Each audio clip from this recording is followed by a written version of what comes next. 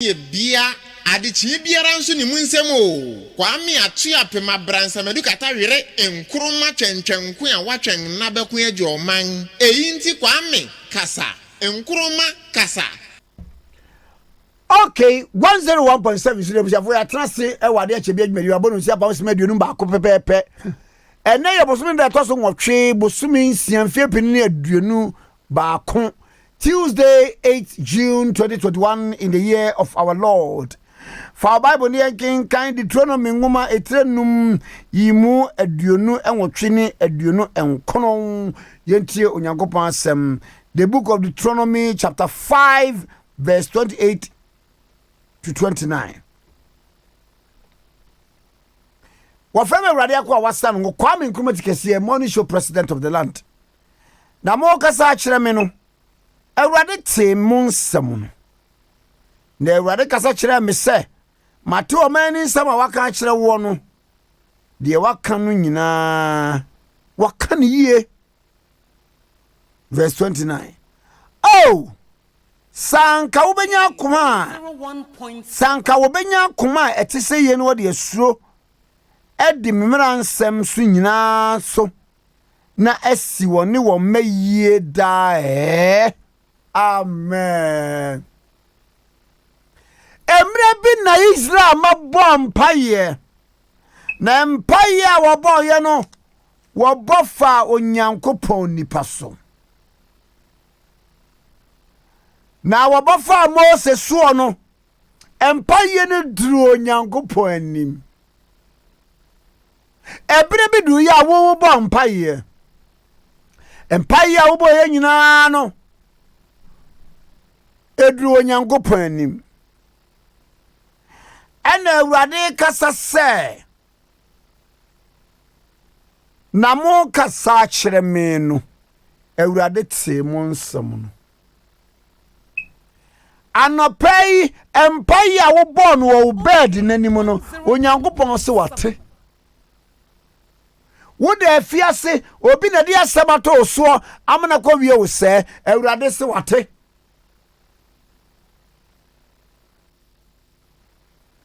adwuma na wonya no empire over 8 years oh hai onyankopon se wate. Awari ne wonsam no waseme nkan kire wa no pese wate niema bebre ne edi wunya ema wusuro wiase onyankopon se wate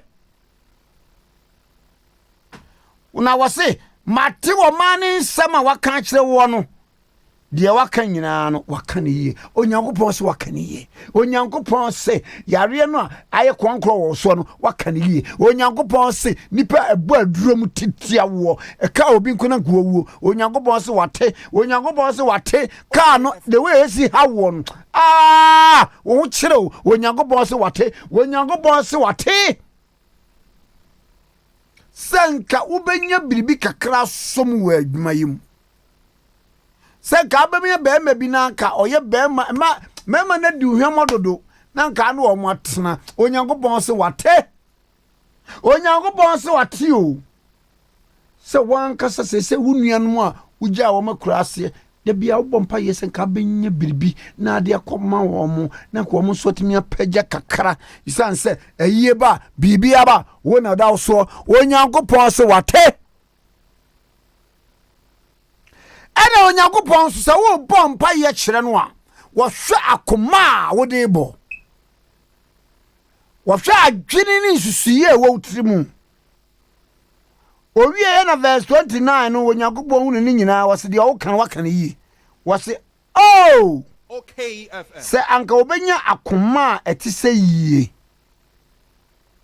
na wo de asromi adi memra nsem nyina so na esi woni wo mayie sa kuma wodi bompa yere onyankopon se fa sa kuma no adi ni mransam so onyankopon hye di so enye bone enka nion wasam bone suro bone emma ntitwitwa mo kwa mu entu aduro tese bibia ye bone bia manye wasa ka wo ye sa wasi kebesi wo enye wo nko ene wo mma eyi awon to asum anapai wasma mitia wasam mebo amane yese o how bi wo so koda na bi wo so niema bi ma wo su abrabo e wo so nanso Onyankopon se wonya akoma pa na wodi na chi na wo suro no a obama na siwie senia asiw krayi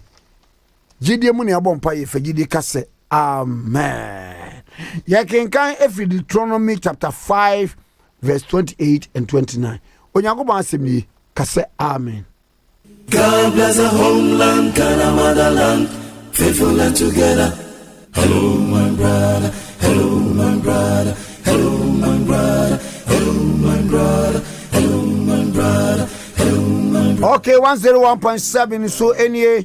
Na Vodafone for so yasen me etim digmedi ebre Vodafone so me kan cho say wo ma wa kyan no pay ye fe no good morning Vodafone. Na good morning offer no de wo mu nie 1 cedi pe wo ma 1 5 minutes worth of talk. 5 minutes. Would they kasa from one network to the other? Do bet me kasa from Vodafone so to MTN, Airtel, Tigo, Bibia or ono be kasa so. Afei we ye no free hwa. Was sign ewo. Vodafone to Vodafone. And there so obi kuta Vodafone and kuta Vodafone. And there call no Oya infinito o kasasa. We are no sa to nchen a 500 megabytes of data and also or the appeal so inti ni nyina ekabom e ma ne eye kama.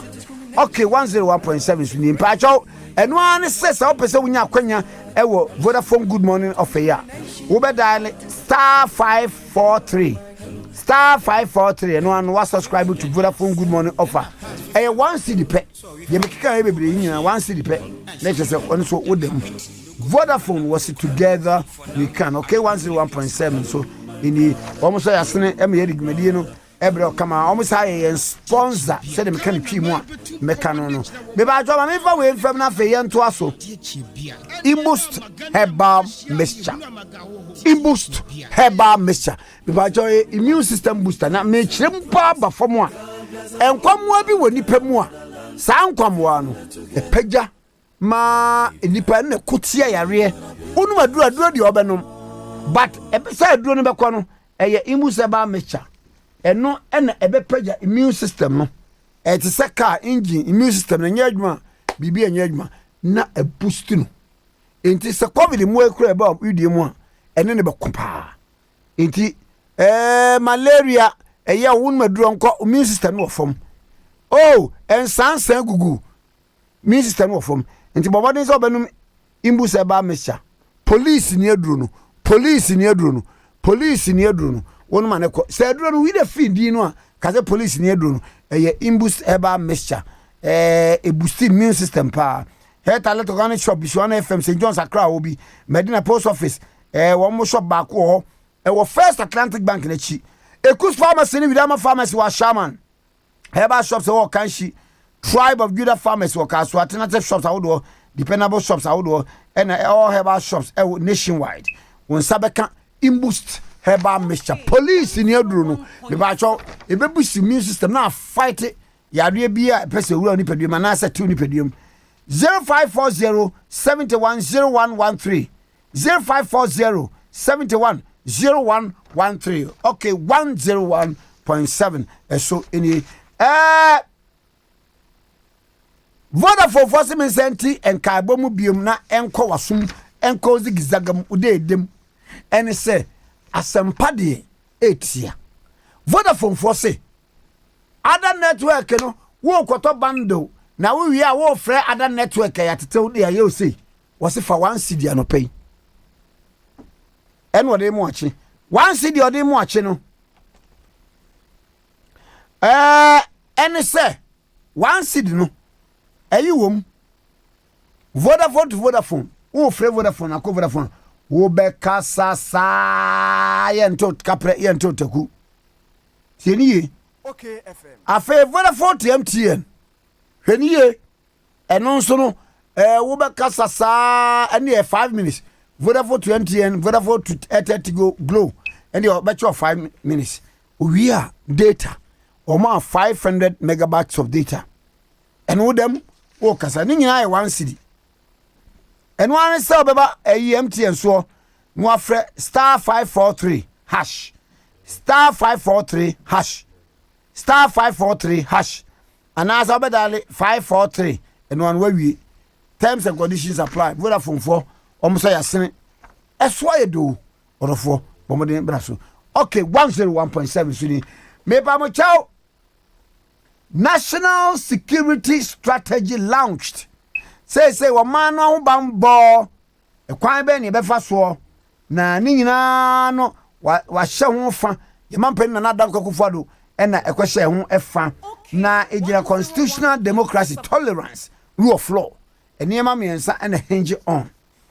Eno ye daily graphic animu e da ha so kan story no so page 3 of the daily graphic ube story no ho. Na assembly aba Narcotics Commission NACOP we dey NACOC for the application akoguo na application na nyina ne say Ghana oman mra se obema kwan na wadua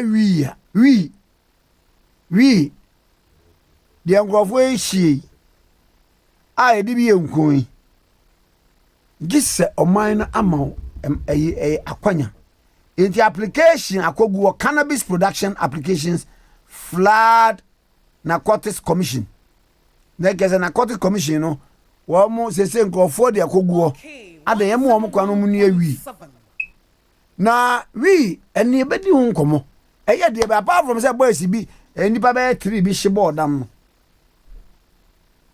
eye den enema voice bi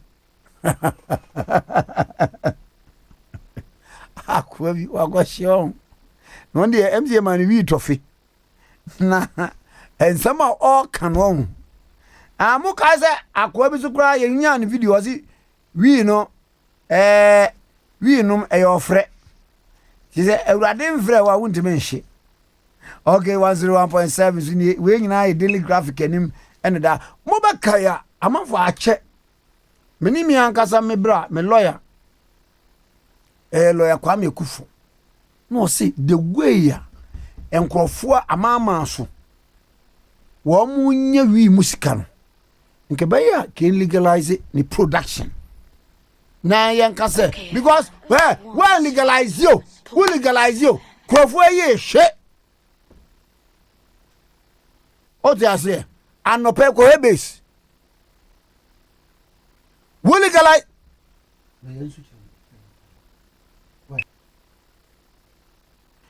when legalize you amoshe na me pa ucho exportation of we sika ni bebra Ghana no koko enyemu 10%. Me ba to ko Denver, Colorado.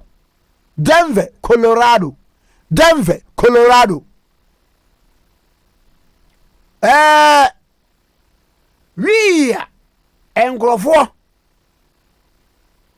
ton wo sika de bre state no enya asem ketwa endri eda ho bra lawyer Kwame Kufu was legalize na yemfa nhento ho wa mu dua da bia bambo adwuma efo ho ba bia ekoyinim anano me kan asem me se bajo munti sa old Achimota station ho mo ka se bidie nko an egumo busa Jennifer ho no tie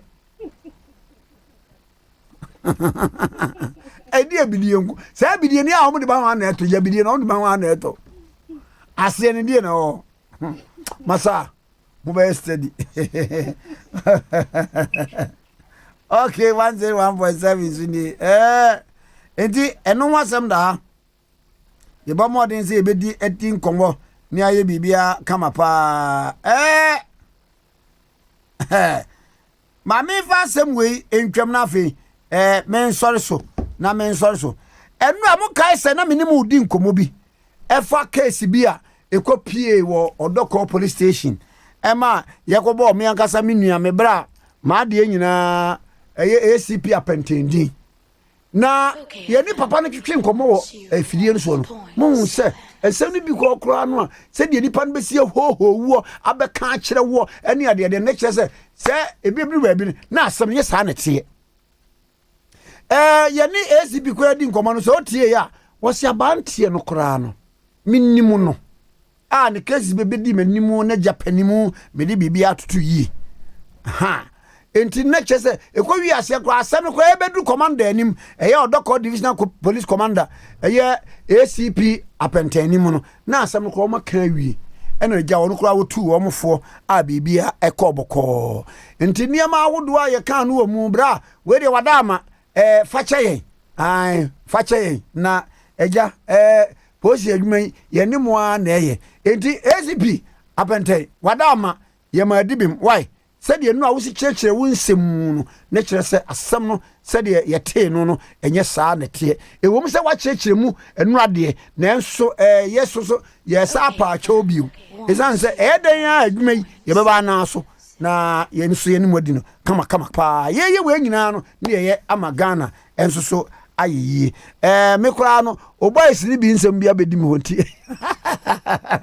yɛ boys yi ha madwene bra me wi a meba enti yɛpa akyɛw wadawroma betuo kɔtwere de yɛtwere na yɛ akyea mama so ma me ACP apɛntɛn divisional commander I salute you sir me chia osonko kra ekwan so okay 101.7 ɛna wabɔfra ni tɛtɛko ɛsɛ me chia men chia wa no pɛ wɔsɛ men chia wa no pɛ enti me ba cho ma chia ama no ni tɛtɛko abɔ enura menu on tem du ɛsɛ utu kɛni base me ba cho nye wi base yɛ transfer dwene yɛ ho enti ni tɛtɛko abɔ me ma good morning ano pay ena ofa ye nyina ye wofa ACP apɛntɛn enso machia no edidi bi mama no entwa yi enti fache ye nyina ye da pass okay 101.7 so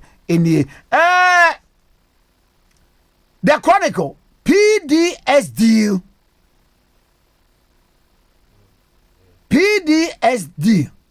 was not fraudulent. Enti eno so no ejapa mesa ena punch amewu na amewu ko kan de ena ejapa brother na pocho oba ne da no aba ne de mi ejapa mesa nsoso oye brother oye guy na mampani na Addo kokufado ye de wase se yenkasa ye mra hye bedwani Andrew ejapa mesa won nsoso wayi ni se won kosom me de mesi ye bo minister deputy minister men kase yesi kodi post yesi kosom enti yemao mo ene adwuma president me gina me nua no pani na nam na me so madawase na yewura Andrew ejapa mesa se wo hyewbo onni ohwamo wabofra ne no obekwa kosom sede emra enso etie okay 101.7 so ini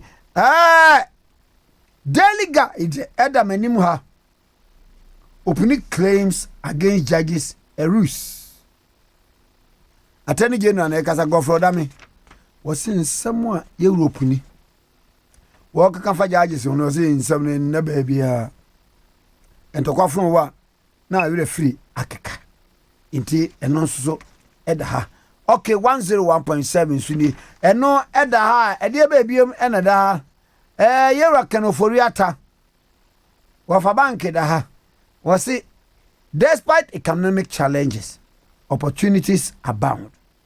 Okay. Wasi economics no man musika sam du baby atete apansam na enso yeguso ye yeguso a ekɔ okay 101.7 so na enenso many more fa lawyer anso kyereme ebedi nkomo were former lands and natural resources minister me wafa former Brahafo regional chairman me nka chairman da woni ma do me pese me kan brofo me ka chairman ba beso kan twi no a eye chairman na ipa mcho other languages no en wo mo kabaye asante eni bia ye I enti wo say dey spell suban ha suban ye ka Okay, FM. SUBNAN and I say ube suban ba wo ka ye kan suban ye kan suban ye kan suban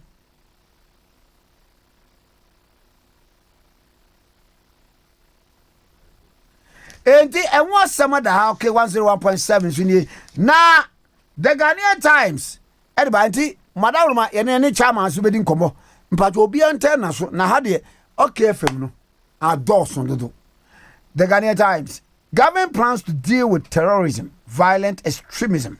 Aban be say nipa bia wo mo de abonofo sam hye wo mo nsam edi nipa wo mamu ene wo man nyina no wo so bedi ho enkomo okay 101.7 so ni hey covid atiasi prison na za covid kwa wacha dodo de wo musifo afo so ho no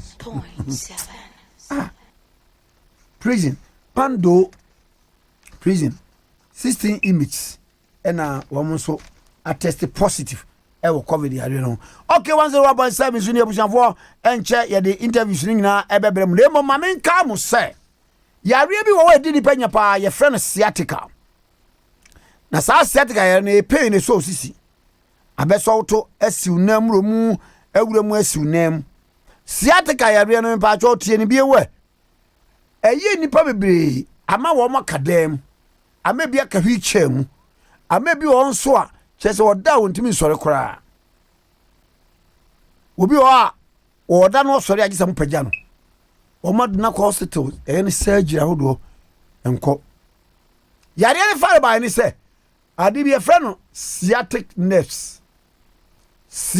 nerves eye ntini bi e woni pa so sisim na ewuramu be faw tunase abe faw srem ewura abe fa nantu udanti ene unamu nyina ehun ka untimi nante na nyame adom 21st clinic ewa anu aduru wo ba wode eye nubnan haban medicine herbal medicine ene ditu yare na se na wode machine so aka ho oh sciatica na be ko sisi a bomoden ne gba hwe o mo kira kwan Accra Domi Market heavy do building mu Kumasi ehwan overseas mbacha o mo number ni 0540 311 311 0540 311 311 ibio 0540 311 311 ibio 0540 311 311 bomodin ne frɛ wo mu okay 101.7 so ini okay me ba mo chow latest foam latest foam your partner for life mattress papa nyina latest foam for ena aye ne kama pa ede amma na latest foam mattress no me pa choy enei bon se ya na edin pa ene se mattress no eye papa se wo de mattress we tutu mattress bia ho a latest foam mattress ni obi ayon kono ni de ene se latest foam mattress no ni boda form wo ye ni yie enye mattress na wo da so na atom ni bi enti se wo pe mattress ya to wo da mattress bi ne nko yi a kofa latest foam mattress ebebo apa latest foam for your furniture 1 seater 2 seater 3 seater kama pa enso ewo ho na etimi so aboa Okay, 101. na ye bomodin se yebedi enkomonti ba cho se furniture anasa mattress dia a latest foam wo koduru ho a ye showrooms bia I'm part of latest foam bomidin mention my name and one no one by your fine power latest foam your partner for life yankwai lawyer Godwin Edigi Tamakulu waye aid Emma former President Mahama. Kanzo, memwache. Lawyer memwache o. Bacho jina ye mami. Bacho da wu ye mami. Ye lawyer emi se baby e jina no. Wo jina wo dan mu underground ho. Ye lawyer enye yi o. Ye we di obema lawyer Gary unia Gary enya pa. Eyana. Ah, ene dem. Kwame. Anopai mechiao etia OKFM mechie fojina. OKFM nya afonyina ajo so na we say senka antomu a enka lawyer Gary wa unia be fra ka say o so onyina ne o onyina ne dan underground ho underground ho de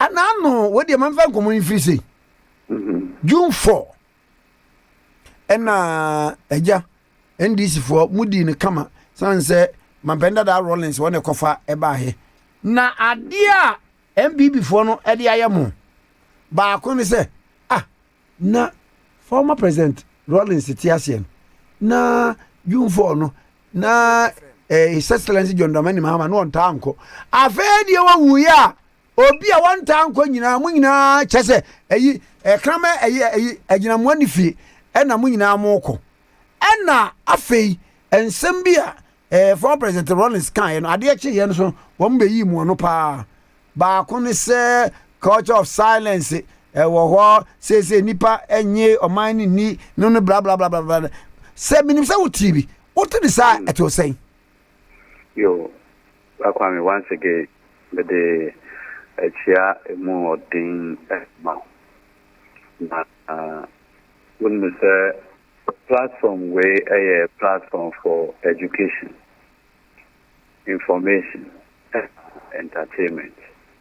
Now they say the preaching and so then at the account. China Wakwe Rabbi Prekope. When we say Enkani Israel nanka we be for Rabbi Kwame Tikese. Ochechefo.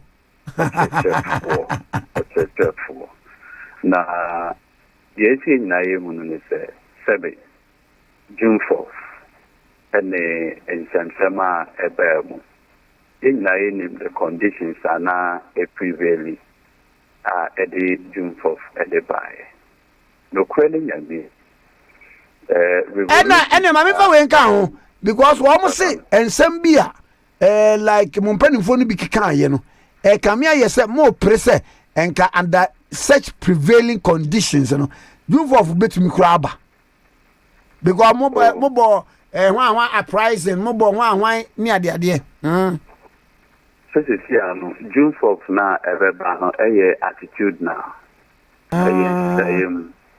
so best sound should buy fix anything and there which means who say staff that fix a country and what have you nina a part of that whole understanding say you be nyoma timemofo epe look back when I have been sure when we say from the time I had independence able to something to Constitution bia and survive beyond 10 years except the 1992 Constitution. Minimsa pa. Hey, any mama o papa a lawyer okujeto. Me baho. Okay. So what you say recently, Baba Bontia Beka said, with the benefit of hindsight, it was not right. Say Ghana Bar Association, boycott June 4th. So okay, June 4th for now. Constitution. The creation of the Constitution. Sorry. You sata we must be see. No, Kwame. Na me wafa. No ye we bookman. Me fan say transport. GPITU for chairman. I want no Kobe. And one say ye ko twro mra. Wafa abro be Kobe. Now, Kwame, wouldn't we say, and that is why this particular 1992 constitution has surviving in the Yankope elite so in Yankope dying amo muse omuntina muna omuncho we in Bamberg and Afu Daddy. Yede ma ye ma menom a omuton yoma wodwem. Yede ma ye ma menom a omuye hairdressers. Ye papa nom ye nuanom a omuye babafo. Yen papa nom a no omuye driverfo. Trade unionists. The very lowest in the society, not necessarily the upper class, Daddy. Intino, ye bisa those people say, then na mope. Emra ni babeko democratic rule. What do you want? Ye bisa baba or say, pepe a situation where ye chemese ma ebone krana, I should be subject to fair trial rules. But what you say? It me to say here. So what kind of history of common law? 1066. Ebra when for one conquer England, you know. The Norman conquest. The Norman conquest. Yes, the Norman conquest. Now one gada emra no omudibu omumen na so that so-called common laws. Na wam kekambo mu na ebeye mra na chese sa mra kra na no omde ye mra amna ya kruchegu nkrata so na wam ni mra no eye popular with them no sa bi na enensa so bi ne si young. Fantastic. Okay. Inti Oshe UK omo be pass the friend the Bill of Rights.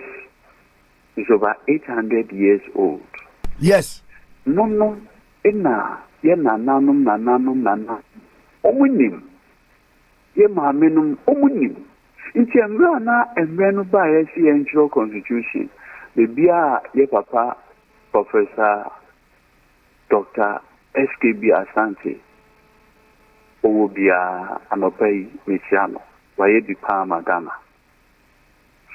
omu ejina mu then DS Anan but also kaino I the Speaker of Parliament Sankrofo no nyina nekika bo mu no mo de sa constitution we de to satan no a lawyer for kukudam Ghana Bar Association ASU na Sankrofo de sebio sana na ebete ye so Sankrofo de didn't ni enyo ba court na table so actual constitution then we will but in sema na ye ma menum ye papa nom ye nuanom e ka say and not the best thing I see in here, no, bruh. And then I sustaining this democracy because Sebio, okay, the biblical story, Solomon, is here the two women, so okay. But now, no, okay, abofrano, a wood for 9 months, no, and when you do, also my incumuno, abofrano now, abofrano now, no, near. Obia bitimi esuma no obetimi abeye abofrapa abeye penipa ewo mamu ha saa na 1992 constitution no abeye Ghana for ehu the constitution as their baby so yina are taking steps from 1992 basically to protect it because yani keep it in our womb in the other Bible thing. Iti Osha Mrepi Yakokota, you see the 1992 Constitution is an organic living document. But what I say, a organic. A could live that. It's a sa above that eternal. Sa look at the US Constitution. It's over 200 years. It's in a whole poti. We are very confident, sir. This year, 1992 Constitution, one day, 200 years. Right, I say, Ebra, Donald Trump by now, a person of the 13th Amendment of the US Constitution. Yes, I say, but who USA? An idea, you are citizen. Yeah, me tell you, I'm cause oh, chia, oh, betoy. Now, crown, that ben ye wo. Oh, mammy is Scottish. Oh, papa is German. Me say, nena nanom edi ship steamer in the free Germany, eba America born so. Wow. Yes, steamer. Work a steamer, pa. Hey, lawyer was one you. Oh, the back. Damn you, steamer party. Well, we said, Yana Nanum, almost million litigation, everything could be London. Aye. No more call London, now we use Steamer, medical. Almost use steamer. Yes. What they are called London. Steamer, a normal fire, they could be America born so. But let's so that we focus on the issue. Yeah. You cannot make any answer back, Kwame. Yet nananom, ye mamenom. Through quote unquote ignorance, so-called ignorance, Noma putting up this 1992 constitution. And meeting a constitution where actually lasted over 20 years. Because Ghana for a constitution as their baby. So they'll protect. And we have come to the realization, say, look, regardless of how bad a government is, 4 years we have an opportunity to deal with it. Every 4 years we have an opportunity to deal with it. And we have come to accept that. But the issue now you say, there were attitudinal issues, there were behavioral issues, governmental incompetence, corruption, anything ever are taking a different form and shape. Kwame, na mekai, me professor bi ana opema sempa, me so na me di obuo kese pa de mano, Professor Honorable Togati. Na otre me company law. Na same ya na oba class anu o kan me say, o say and the beauty of your democracy me say. Said we ba radio so sebe no be di matem kra na. Me so me call the same radio station so I could di natem. It pass ya be kun die emba so.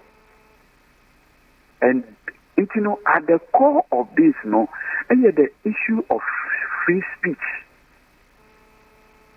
Anytime we are black Kwame, would Obama and Nkrumah asem aka omobosu biano, it does not help the constitutional order. In fact, okay, the Supreme Court decision in MPP versus IGP, and Brana. Before which me a demonstration or yet say, I just said, Oku IGP, na IGP ama okwan, so which me a yet say, and also which me a demonstration or Kwame. Supreme Court, one of the things are almost so can say, look, the 1992 Constitution gives the citizen the right to demonstrate without any limit whatsoever. Now, to the extent say the Public Order Act emma an individual called the IGP.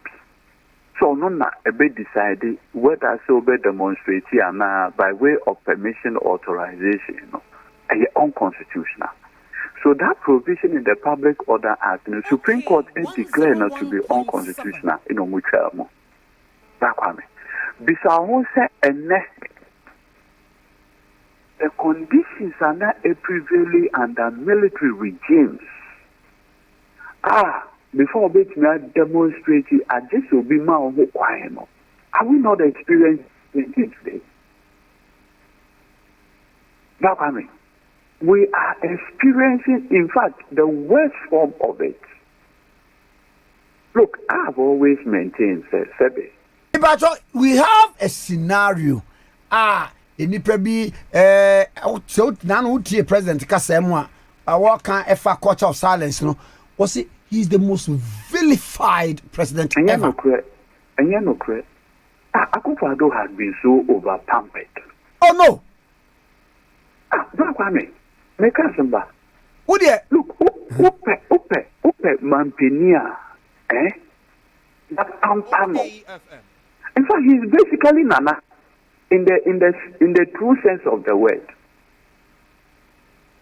Look, we are Ghana for a treaty Nana. Nana do Dankwe Kufado. Omu treating it to say, Sebio, king. Nana in the true sense of the word. Nana is not subject to any control. Nanado is not subject to any democratic control.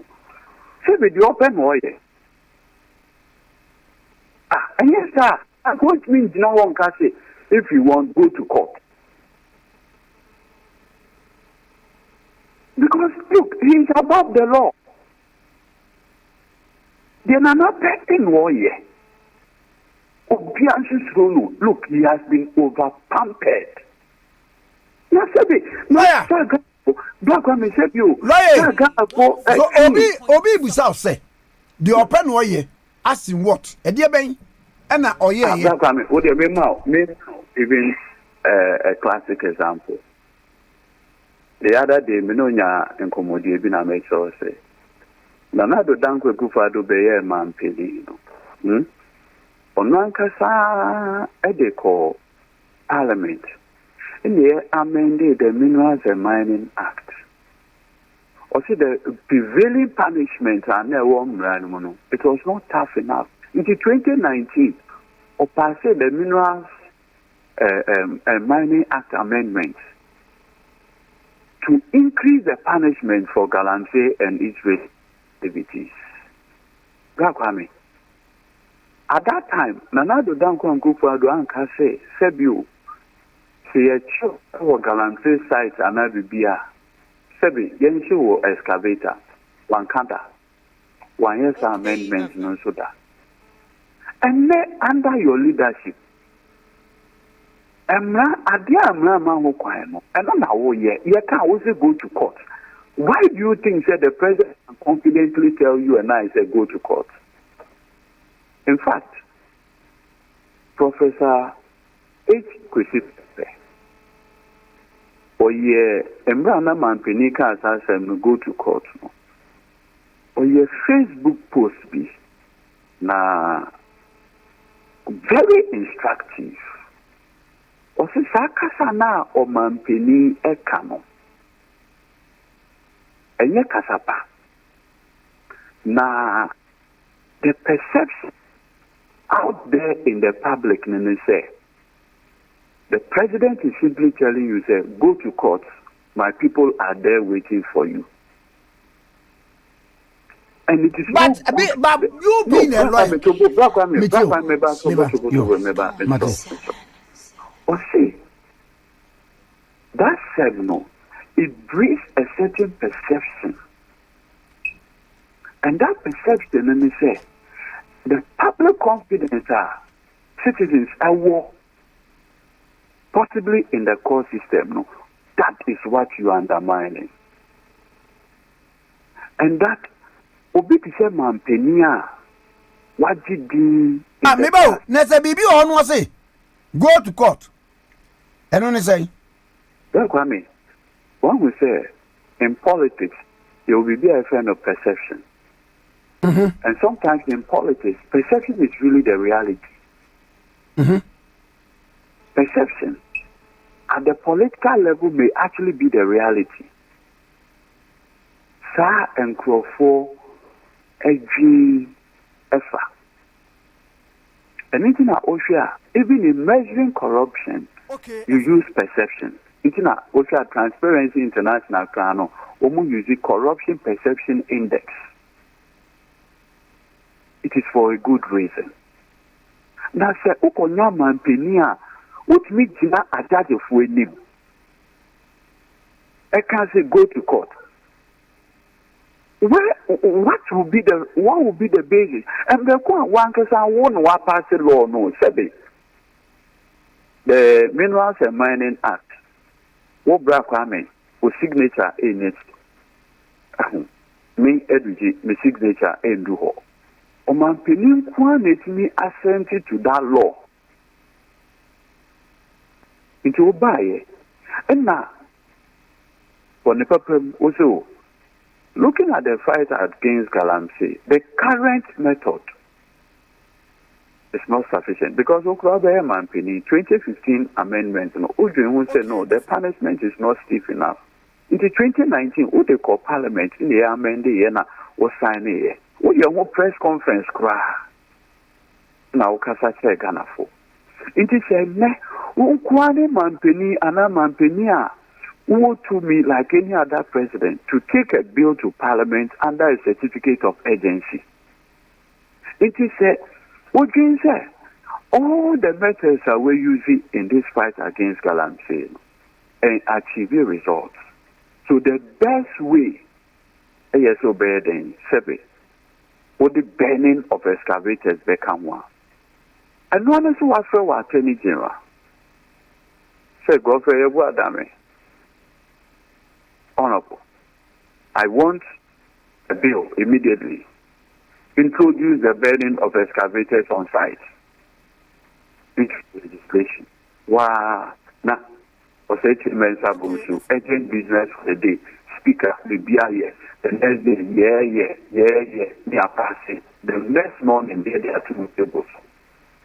One image man here, who are best signing, and who are doing is governed by the rule of law. But you cannot have a president who are Akye so a legal luminary, not the winning by a lawlessness.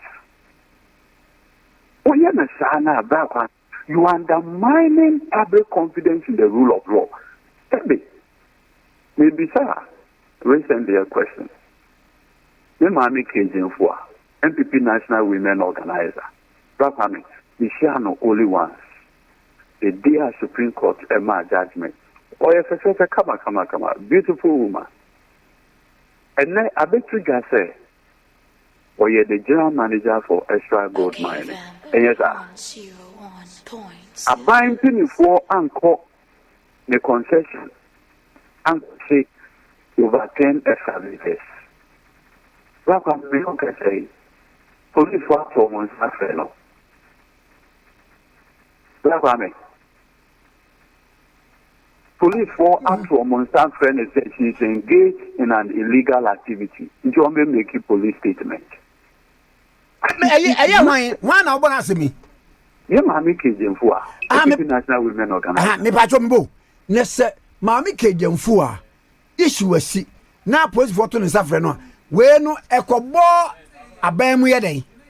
No, the other party say if in the wisdom of the task force, the anti-illegal mining, blah, blah, blah, task force, in their wisdom, the Jumana extra gold area was an illegal activity. For which reason, Omukoshe excavators on their concession now. Why has the general manager of the company not been arrested? Because Sebe, excavator, any 9, will be the big crew, payloader, the alcohol. You need to pass instruction.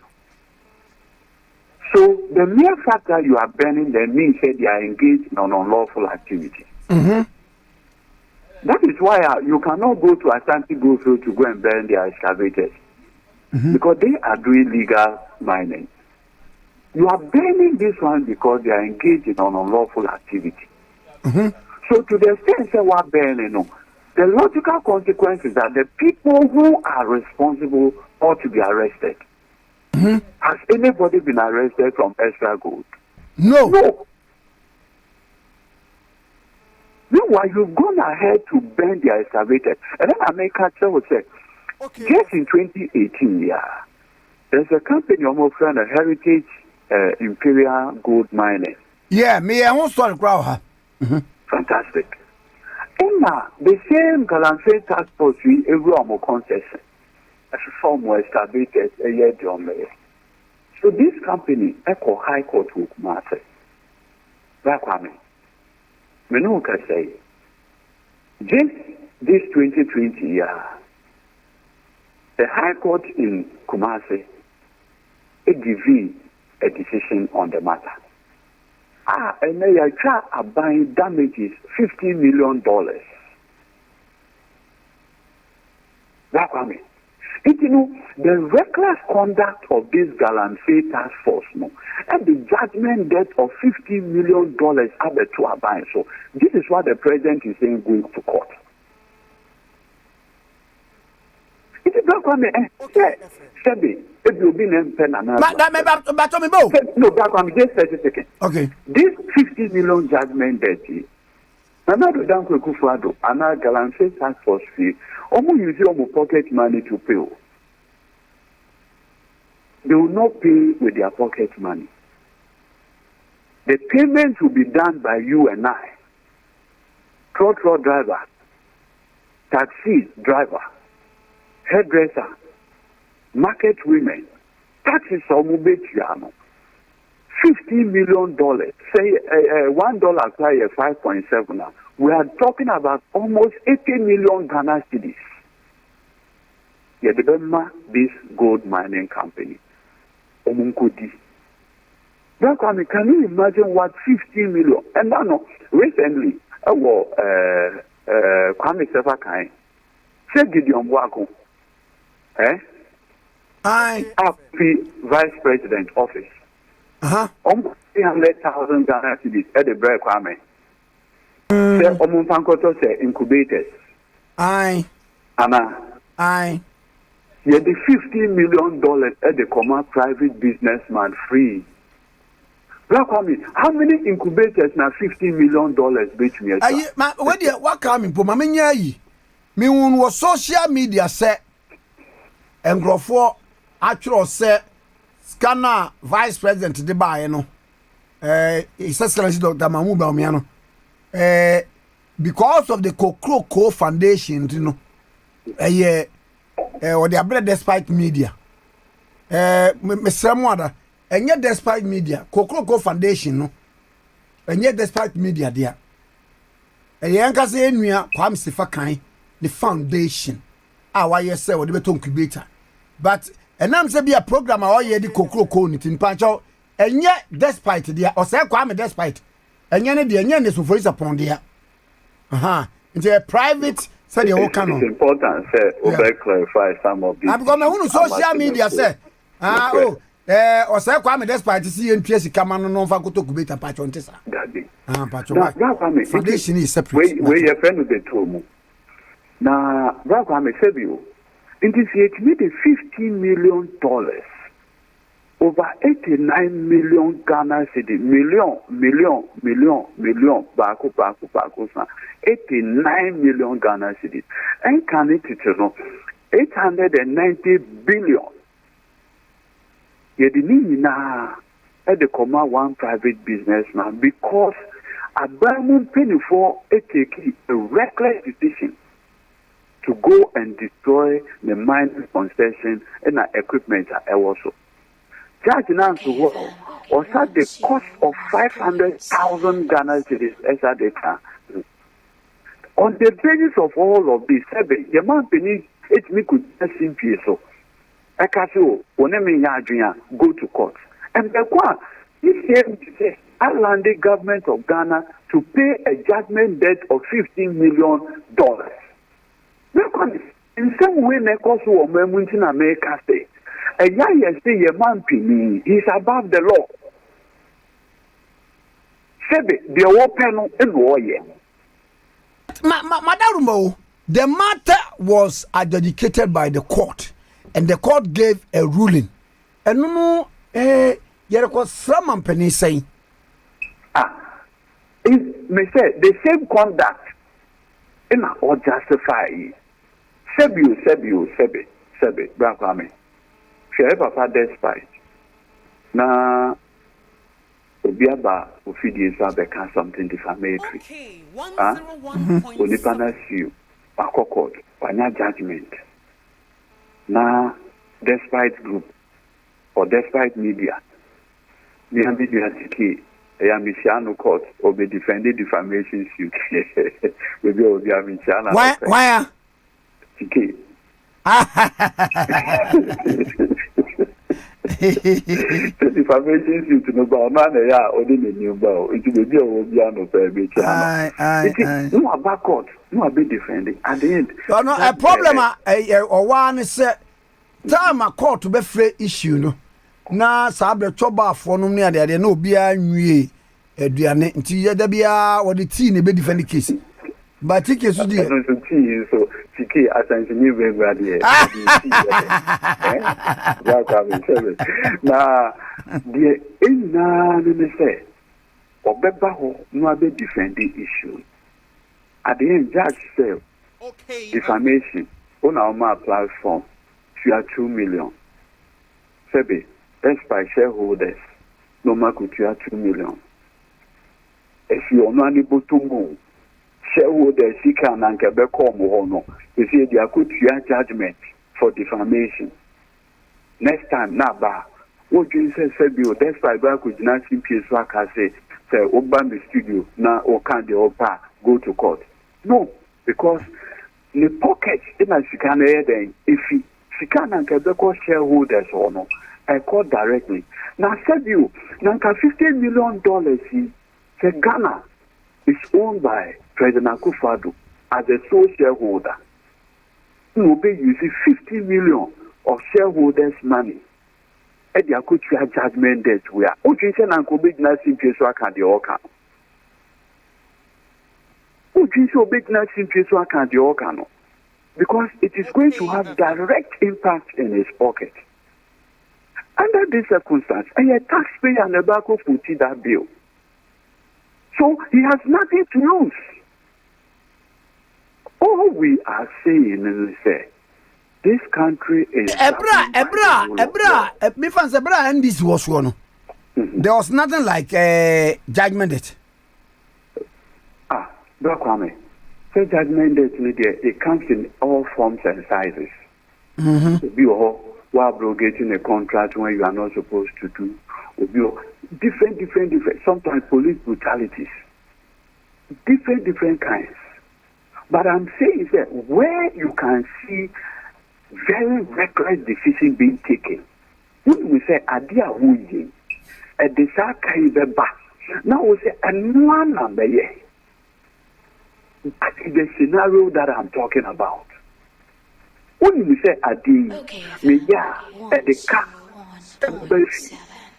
and family go to court.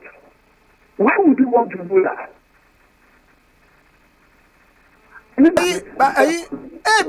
Abia, they have certain informations. Lawyer, can you hear me? Lawyer,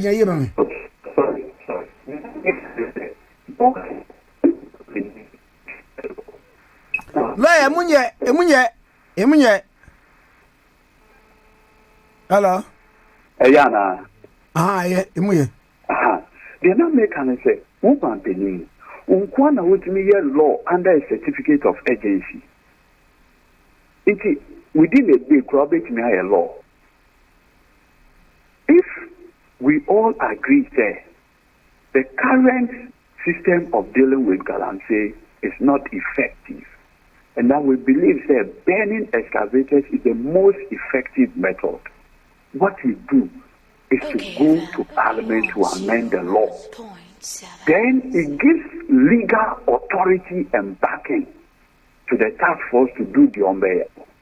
In the past, because no one needs to me to do whatever the judge found their conduct to be illegal, and now it cost damages of $50 million.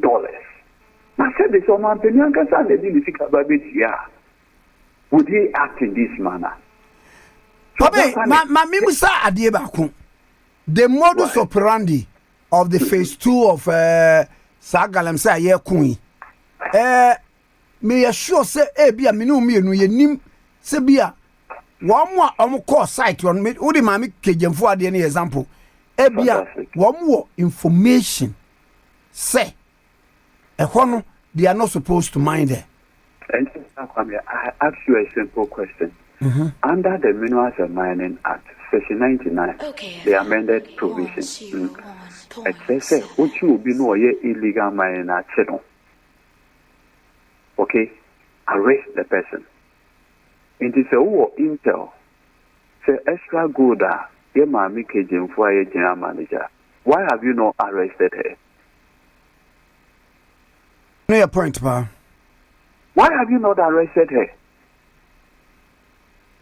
Because the mere burning of the excavators on her side presupposes she was involved or her company is involved in something unlawful. Why has she not been arrested? Because Ujidi say the action. No. Okay. Meanwhile, from the time I said basis and no arrest whatsoever. Meanwhile, you've gone ahead to burn excavators on her side. It is a china said you, ye ma make it for me who document a minerals commissioning assigning mom. If you are court, local can say the way na illegal, unlawful, blah blah blah blah. Na court a child damages her. Now, yes, the Ghana taxpayers' money, as the Mema a company I am making for a general manager. Now, or my no na ye na. So back Kwame, in some year came, and no pay and Nkrumah say, Nanado Danko group buying $50 million at top incubators to share to all hospitals in this country. Yet the Momomi, and you go see and no pay, get the better wanting so. Because the issue of incubators is at the core of humanity. Conception, birth, that is critical. Sebi, say a bank was $50 million. Why should Dr. Baumia be the one now giving 300,000 Ghana cedis to a foundation, a private foundation? It is something when you can say to my mufu say, Sebio, dear, your man penny a in the words of Charles Bekububiana, or say when a luminary turns into a lawless lawyer. I mean, you don't need this. Let's do this in accordance with the rule of law. When him, Embrana, Plato, Aristotle, Confucius, and the Trasimacus, extra the Plato Republic. Omoka, might is right. But what is here? Mitiopa. Might and wandimu is the right thing. Maybe much now okazi dabi. Say might ebe ye right. The very people who are weak in the society cannot even have a say. So let's have what we call the rule of law, so that we'll all be subject to the law and its dictates, so that might will no longer be right, because then you will turn the country into jungle. Kwame said you said it. Me know what I say. Okay, say recently fix the country for years or made the more. Police for echo judge or ex party. Echo J injunction 8 more and Emrabe normal society imposition of restrictions act when a party and then another danko kufado. Yes. The signature and the dano.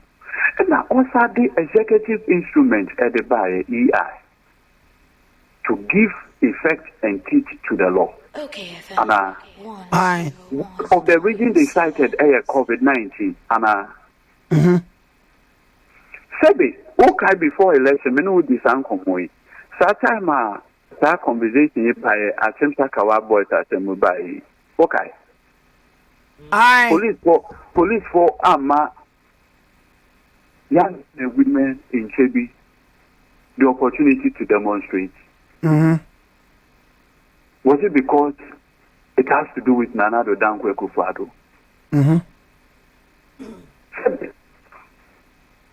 There are several families in this country. Omayo Omari said, Omakusi Omabusia for. In fact, the last time, me uncle be who we were crutches.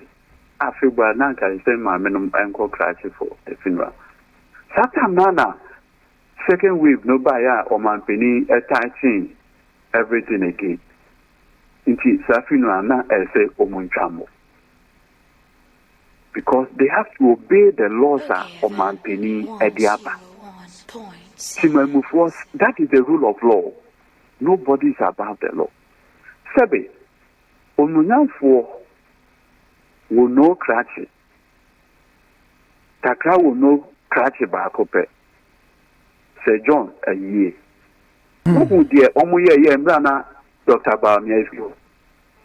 There be a sabre ni pay. No, Kwame, what you told me, I mean, we said here, I'm on for Crackers for Ghana American Association, if for It's black Kwame said you, Nanado Danko Kufa don't never me, almost above the law. Oh, Debbie, me when say, say, Kwame, there is no justification. I mean, justification, would you come against Debbie and Boy and comedy say. One was soon, sir. A dome bua come I can't tell you. Say one because I will be your record. Yea, lawyer. Good we say, we a witness. Now, all started Casasa. Judge Nobel Marquis with Dimina. Oh, Baba, there is a witness who is a stammerer and then find it difficult to describe a situation. Oh, stammerer, only when difficult questions are asked you. That's your market. So, Kwame, they not make it in analysis. And ran woman pinning how they ran up by it. As I speak to you, church members of this Pastor Chris now, so you can send you from. Meka. Yes. Eseba life. Pastor Chris, I'm sorry for you. Recently, Omukoye program is a conference center another Dumo. Fantasy Dome, one of those places. Minoka say they have been prosecuted in the youth court. So Oma violated the laws of this country. 101.7. But what they are here? They are being prosecuted for violating the laws of this country. Is the president above the law? It is a catch now say your man penny who say it's above the laws of this country. The manifestation is there. Chibi. You know, Omuye Someye Yechewo, Chibi. Give me permission. Go ahead and demonstrate. But we are lawyers, so when him say, you didn't in fact case ba kubi, a medic case ba kubi. And now what is the example? No, that's what I mean. The same Imposition of Restrictions Act. COVID-19, yes. One hour past the EIs. At the time, I know. But Sir John, you Sir John. No, now Sir John says, that's what I mean. Me, Sir John. Because we are all Monday born. When we say in the co-radio program or Mame Kasao. Oh, or Mame Kasao. Yedin, Asama Mekano, Mahamano, or Jitum.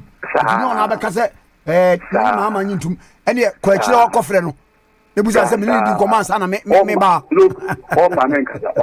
Hey, Nameba. Any Pastor Chris, that's on your friend, Christ Embassy. Fantastic. They are being prosecuted in court. Sebi, a course. Na Bamia se okotna ne kamu. De na omoye ohono. It's like moye no crown. Ye no more. Mudie mubetimi aye noise. We are the law. Ajimai. Asasiabai. Yenchitai. Jisakoso. What kind of governance system is this? If fix the country for inch me enkoye yenche to to say, Abai, make things better for Timamufua. Then look at the Yakoye. Look at the Yakoye. Iti Kwame, the air kokakosui ewo memoir. It is not good. We can do better. Look, MAP, they are not making it say, let's say, man, any deal. On to no business, no one say, Sebiu, at age 77, what legacy am I leaving for myself? What legacy? Okay, FM. Okay. 1, 2. When I am no longer the president, will people still say, oh, one time a legal luminary was the president, and under him, free speech, rule of law, all those things were enhanced. Can we have a thing like that? So sometimes, when one of the most powerful Roman emperors, Marcus Aurelius, or Yebibi, he had a man by him. Na onipa na ejuma a wɔyɛ ano ne sɛ kakra no atache no whisper into his ears. He said, Emperor, remember that you are still a man. Nti ɛna Roman fo nso deɛ na ɔmo bɔgye ɔmo ahemfo so. Nti ɔkɔ beebi na nkurɔfo ɛmma no so, oh, Emperor, you are more like a god. Woyɛ nyame. Na nipa na ɔbɛn no atache no kakra. Say, remember that you are still a man. Oh yeah, no, be a body no so no ye will no papa no attaching a kakra or say Kaise we any pow. Be a Kaise we any pa. Always remember that you are a man. Always remember that you are a man. Genipa beka bia yebema also to the status of Nyame, but say kai, say we nipa. That was the work as nipa. Even to the annoyance of the king, he will still touch him and remind him, say, remember, say we nipa. Let's basically a man believing such a person around him. Obey reminded me, said, Mr. President, there's something called the rule of law. Kakra na dipano attaching that, Mr. President. And your rule of law, yan was say, Kokoti. Kwame. Now, said you, Kwame, said you, Mr. Wu, with the second. Na the Oda, na Insuato, no one here. So sorry, I'll be myself for Marco.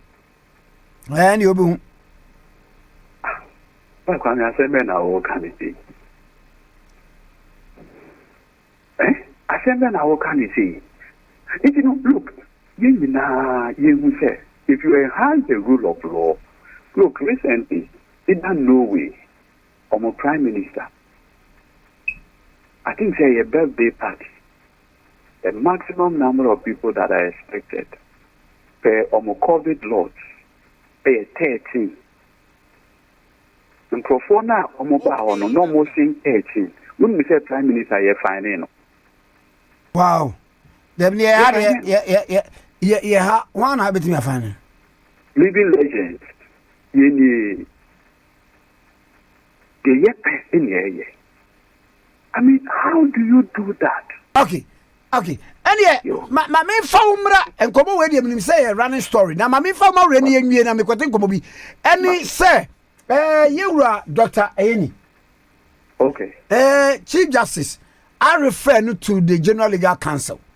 Now, over a certain purported speech, men can say, now, say one, why lawyer need you don't mind General Legal Council? Now, actually say. And now, why the better be a General Legal Council? What is the Legal Profession Act 32? Okay, FM. Now, legal profession act, I think in section 17, SSC have what we call the disciplinary committee of the General Legal Council.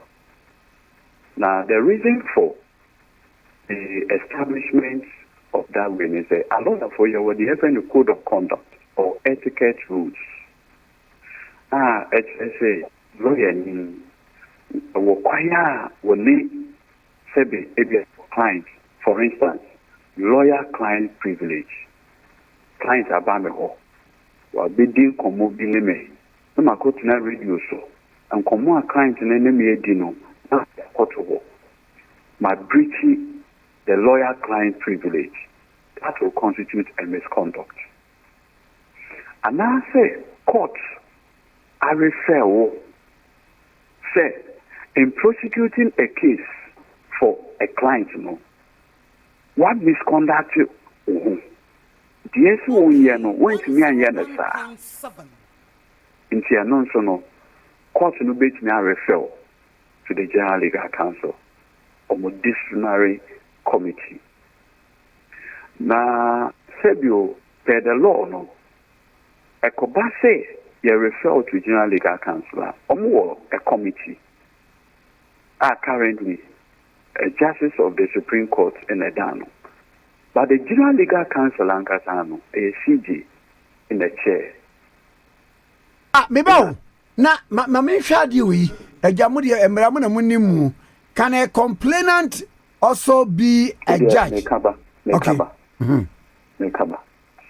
You know, the General Legal Council as a whole, a CG in Addo. And now, the council a committee under it to deal with disciplinary matters. In Tianon, you have a justice of the Supreme Court chairing it.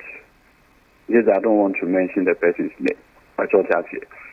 In other members of the committee, in Abia client is not happy with me. Abia say, the way am I in the case, man. And I say, when we say per your laws, no, there is an appropriate fee. Your friend is scale of fees. I also charging fee clients for. What charging more than what is recommended? It will amount to overcharging. Clients no bet me the work General Legal Council Disciplinary Committee as a misconduct. Who undercharging so a bit me a misconduct. There are several instances of misconduct that lawyer need you bet me the wire then. But who share the unique and which is important for ethical reasons, say mean disclose say me direct boss a doctor. Oh, okay. Yes, that's my direct boss. Say yes, as we speak. So for ethical reasons, it's important for full disclosure. With all my biases, that is why I'm doing this full disclosure. Now, what is required, and then they say, the local disciplinary committee, there must be a complainant. And in fact, even in the Bible,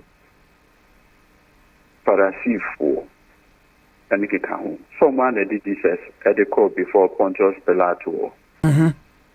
So there is a known complainant. You can say, why any complainant? No? Complainant in Chief Justice. Fantastic. Okay, FM. Now, the SCM beside your honor say, what shall complain no more or the petitioner?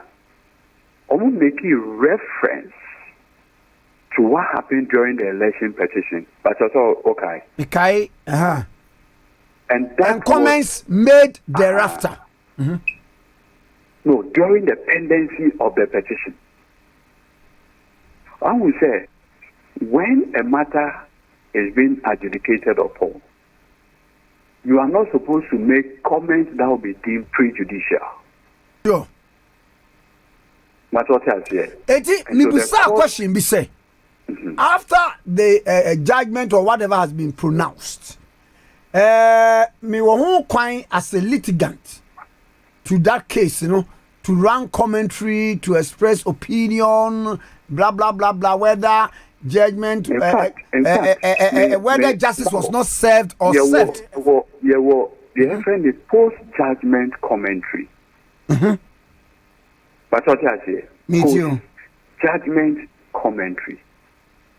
Even for academic purposes. You draw articles in law journals and attack judgment of the court. Make you UK woman be book on the title the judgments that haunt us.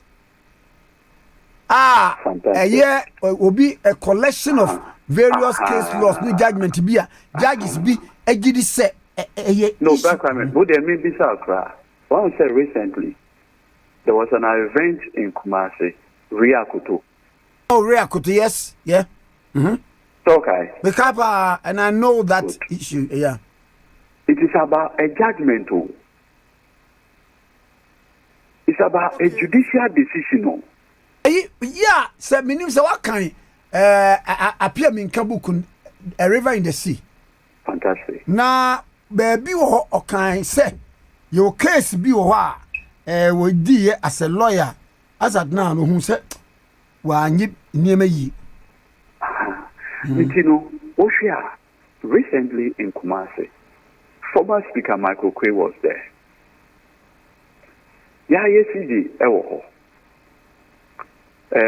Current Minister of Agric, now all program nothing. And it's a program organized by the Ghana Law School as memorial of the Ray Akoto events. That whole ceremony is to speak against a decision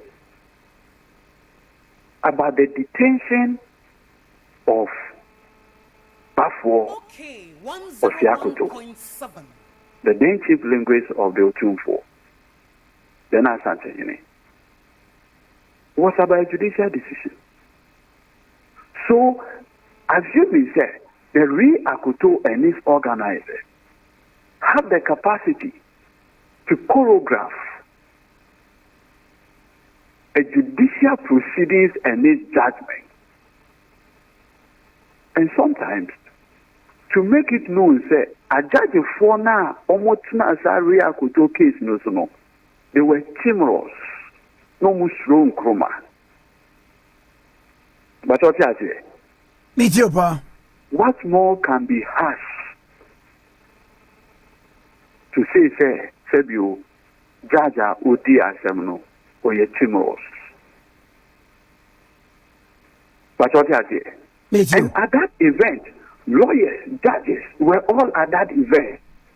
In fact, at the law school, Riakoto Memorial Lecture every year. Why are we doing that? So as to speak as to the conduct of some judges in the past. And the judges who sat on those Riakoto matters. That one is permissible. But Kwame, recently, Okaya, 2012 election petition, that institute a program. Now, over a program, no. Over 2 months, I said Professor Michael Akye, senior lawyer. In fact, Nigeria, every friend is senior advocate of Ghana. Almost friend is senior advocate of Nigeria. Okay, 101. Lawyer Sambokujeto, who in Abia was recommended after the 2012 election petition. In the words of lawyer Sambokujeto, or say, for another analysis of the matters, no, the decision went 5-4 in favor of Akufo-Addo. Is that what the Supreme Court said? Debbie, no. But this is what he in his view, after the judgment, he thinks should have been the right thing. And wouldn't we say, yeah, Papa Samokujo, or a member of the disciplinary committee? Wouldn't that?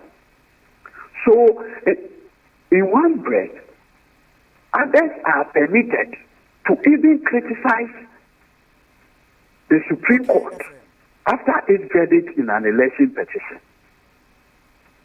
What makes the Honorable Dr. Dominic Ayene's scenario different?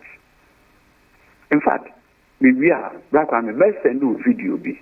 Now, make sure it's just 2 minutes. Like what boy may see for you. Marty. And now, what can I say? High Court. Pa, Justice Afre. Justice Afre. When we say it's not so a compete quality grain issue, no. Pa. Fantastic. And now, certificata, a court on the constitutionality or otherwise of that decision, you know.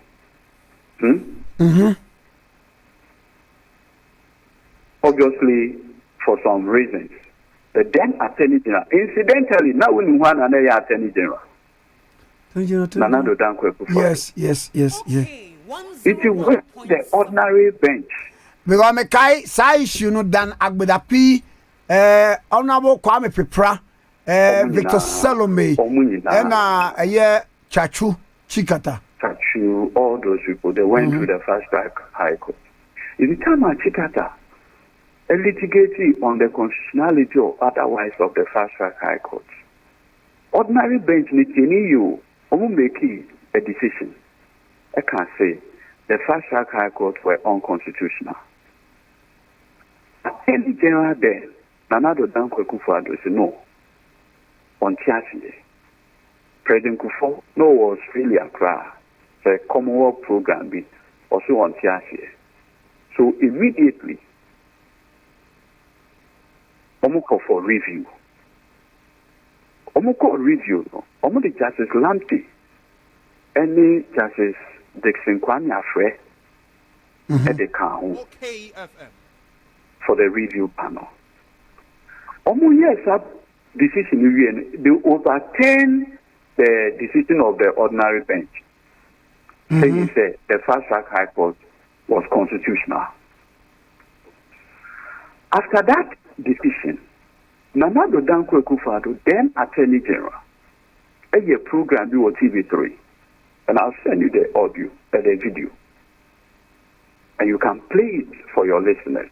Na ada na mo lawyer for chese mo de asem no e wo kura no because anything for documentary proof no what be the video beba what the character beba the wo tro ye beba. Almost say the rule of the game is evidence. The rule of the game is evidence. One way ayiri en kwankura mawa obese bi asio na da bi o kan say last week en kwa ade ma mi ni. The rule of the game is evidence. It is Kwame. Asemi baye Nanado Echo TV3 program. And on that show, you know how he described the decision of the ordinary bench? Or say it is the worst decision to have come from a Supreme Court. Was it disparaging the judges? That was a post-judgment fair comment. Okay. And so, wow, I see, a judge for now, omu decide. But the issue, I may read the coloration. A judge for now, omu decide matter now. Omu can't say the fast track high court was unconstitutional. They were engaged in artificial scholarship. That's the worst insult you can insult a judge. That a judge is engaged in artificial scholarship. 101.7. And so, wow, he described the judgment as perverse. But so was this scenario or no? Many is here perverse. Okay. Yes. No, these are the dictionary meaning of the word perverse.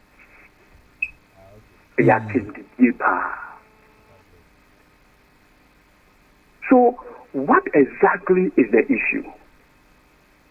Now, Sebio, when we say young a lawyer for perverse or say awkward, contrary, difficult, unreasonable, uncooperative, unhelpful, obstructive, disobliging, unaccommodating, troublesome, tiresome, annoying, vexatious, can you imagine? Disobedient, unmanageable,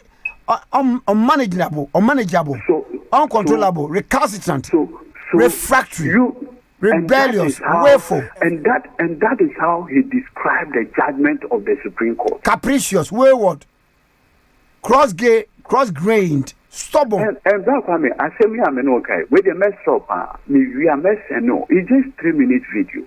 Nank wa bwa me jefo nyina nank kase bia me na me transfer. You're running up na ebre. If you make nyina Mr. Kwame. There's always an opportunity for post-judgment commentary. And in this particular case, it was an academic environment, KNUS4, NECDD4 program in Omoye. So, with the Sebit, let's not create the slightest impression. Say, 4 legs good. 2 legs bad. 2 legs bad. By George Orwell's Animal Farm.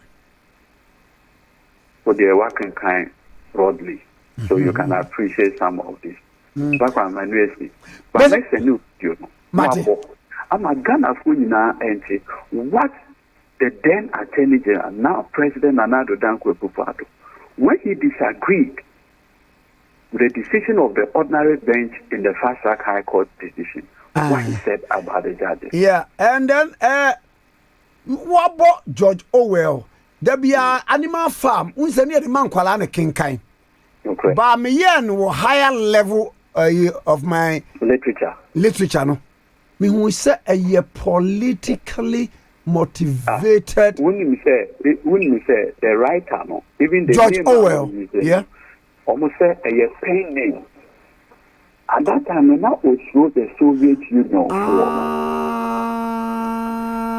when you see on one side in Okay, FM 10. when you see that student, and now say political pen name, so he can speak to the condition prevailing without. One day be ye be yes literature appreciation. Now ya can be so cry at the afa Gulliver's Travels and the politics. Yes, yeah, yeah, that's it. Oh, ya can kakra.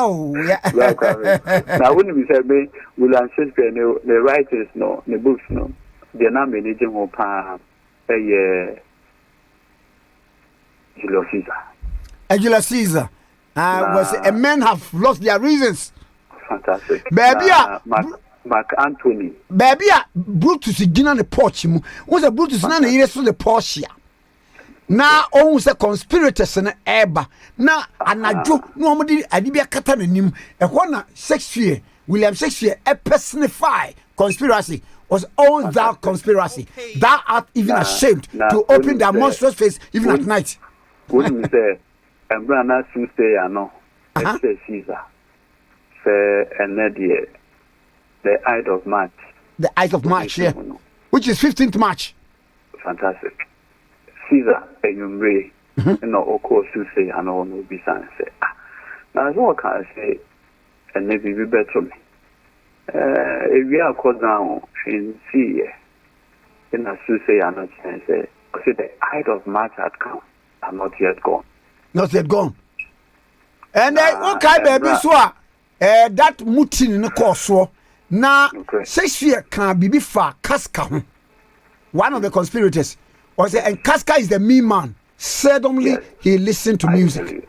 Now, Ebra, you see ya, ye kum conspirators, you know, and Wamko Shia, Casca be. No, you are Casca. Was I'm Casca the poet, not Casca the conspirator, but also still Casca. What do you do? Oh, Mark Antony. Yeah, Mark Antony, yeah. tributes. No, can't say friends, romance, countrymen. Let me your ears. I've come to bury Caesar. I've come to bury Caesar. But not to praise him. Praise Caesar. The evil that men do. Lives after them. The good is oft interred. The bones. So let it be Caesar. Let me see. Both Jesus said Caesar was ambitious. If it be so. Hey, Ra, yeah, fancy now. You can't see me I say, lawyer Godway, Edgy Tamakro, and I check on okay 101.7. So, any, me TV assessor scholar, business mind, Ako. Okay, Me TV assessor scholar, businessman, academician. Husband, father, brother, concert mind. Ako, me some bobra na nye yene tisi baby a. Obatie. Tikese abani no part 1 and 2 no ayesi ni no. Ako ye go dey work at. Tikese abani part 1 and Tikese bravo. Enu sinu maya mamo sa one day bia me sini beba. Ube biti Kumawood. Kumawood. Chewa ne ko chewa pa 67. Me. Tikese agwangonza part 1 and 2. Agosia. Ni mabibia so. Tikese agwangonza. Tikese interview. Tikese mufudie.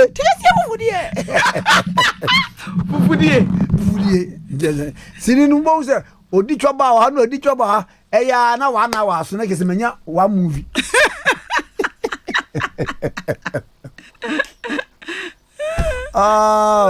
Agoyangwa amate Kwame medase ege wakura yabo Tikese wabo part 1 and 2. Tikese no obo wayo no bada na waye jare wanu ko sero pa wudo enko Tikese wabo 1 and 2 kuma wudu asema hwan ebeguo no me nwade bi sini no ohwa any team omo shaase a eja ko jai what 1 and 2 okay. No say that ko ebe eja ko eja ko bra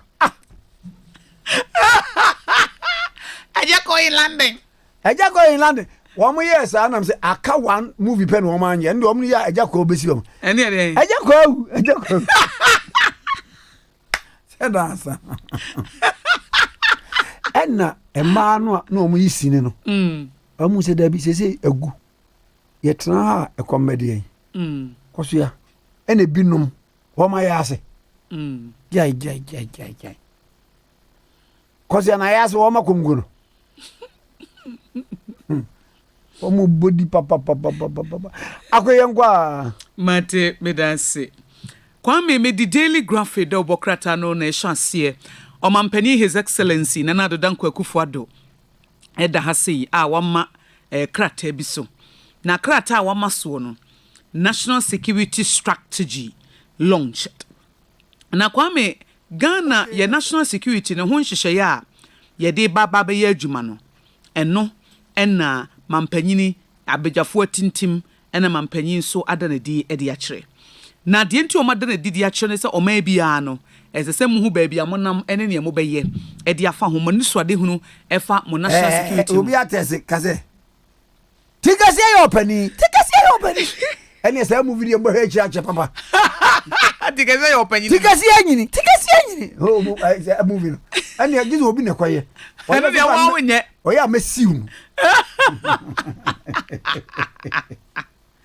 o pese movie na hwe wa ko act ne hwe Kwame say obe o cast no apart from no ne ho abiem de be yi ko me nya madwe se me yi sini nti me de yi mi film produ be yi ana anyi me enkwafo me feature akosa mle Mefi jare. Okay. Obaya busiapani wo. Eyinu. Gwamune mami tell story so. Eti mampanyine ada national security strategy wadanedi. I be focus on constitutional democracy, tolerance and rule of law. The epesi ye ne say ye pese Ghana ha no bibia ye bia na mamra kwan so pepepe. Ye ka bi mami nka bia momo no gina yie ye nyina ye so ye ho so kama. Ye demran so ye adwuma. Eti we ye first ever national security strategy with a vision to maintain the country as open, tolerant, socially cohesive, peace-loving people and people-centered. Peace-loving and people-centered. Yeah, your maya, you're doing a man for him. Yeah, your maya, you're doing. Of course, or mine, you hear. Of course, Kwame, you hear Bamba Hun Sama Bejina ye. Eti national security coordinator, minister. A minister so honorable Kandapa. Of course, he was there. Of course. Now, ono so ekasa wasie. Ebra wo mo eda na die chirechire mu die ntia. Kwame mpanifo say a good strategy ebeboa because o man bia no. Sama mfa nhwehwe ya anto ho a. Because amamema wade ye kan national security a.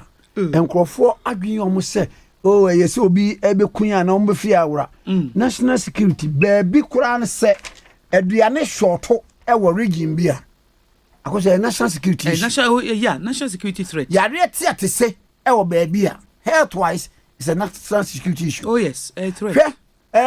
Woko atomic one baby a atomic energy for no one. Na say won say woko ufri kwabenya joan about one eko kachona. Left one so mbi dia flowers bi ni ade no. Ya hwe signboard ni si wono. National security for they are involved e woni ma bi nuadua. Omi national security. Enti Kwame say national security no ye best honorable Kandapa minister say omunye education entro manfo about their responsibilities. Say omemu na of course they must do it. Yeah, so mo de be ma civil society organizations and say bia NCC well, okay, so ebia omokra ebe partner national commission on civil education on my year. Because Kwame ya na nipa bebre no ye wo ministries bebre ye nipa no ye ne mo adwuma omo ye national security wobate ho asem bia na ya bantie bia wa yire okuta gota sa ade ne rekasa no ne abayire wo ne de woko enti Kwame omo ma education wobate national security no no ogina twoba mame national security no tumfufuo no so enti omo kire ye omo adwuma omo ye Kwame beboa wobate yeso ana omo akobu obi ni ade Kwame obi se watwa nkontomoa part 1 and 2 Kwame Nkrumah twa kontomoa part 1 and 2 fufuo kontomoa Kwame kuma na dia pesi but 1 and 2 Kwame kobre. Okay, what's the for service in Honorable Clement Apak doctor were MP for Busa South, deputy ranking member Education Committee of Parliament. Yene ntwen komo Honorable Mwache Kwame Tikese ane minu aba kosi agwo aboaje tiefo nyina mechiamu nyina mapusu amena soluku. Like I said, we are doing it Busa way. As always. Doc, we are ranking member Education Committee of Parliament. Now no other Minister of Education. One kasa unuya wuni fija Akye. Dr. Osaya Waduchum. Na wade niyama bi tutudwa efa free senior high so eno ni ade. What's na tete din neto say? Yo Kwame dase. Na Nkrumah na Public Accounts Committee ye ko capacity building workshop bi. Enti am say enwa ena making kind ewo internet no so de odebe tudwa enwa nso no obi eye madum sene me the document or the brief press no. As a member of the Education Committee, a deputy ranking member, no, there is nothing the minister said that is new.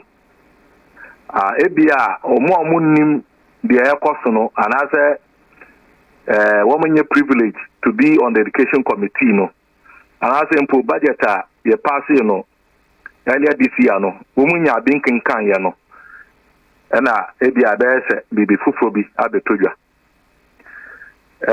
and you know within that context the main issues affecting education generally any implementation of free senior school particularly no idea but na me from free basic the minister no kasafa ye basic education ho kakra and what stood out for me was the public announcement because me no the public announcement said the ministry through GES would be conducting a test for our peoples in primary 4 across the country. Kwame Anono is a product of the new standard-based curriculum now. A buyer, in September will be 2 years since the introduction of the new standard-based curriculum. But the problem I have is this. As we speak, textbooks based on the new standard-based curriculum are not available to our basic schools and to our people in the basic schools across the country. And I was hoping, Minister would have used that same platform and opportunity. How they announce what is going to happen, to tell Ghanaians, parents and students and teachers when textbooks based on the new standard-based curriculum would be made available to the several thousands of students in basic school. That is point number one. The other issue that he mentioned, to me, it is raising a lot more questions, for which I have even filed some questions in Parliament. Has to do with Sikadudwa Yadia implementation of free senior school policy. Minister indicated parliamentary allocations are over the period, which is true.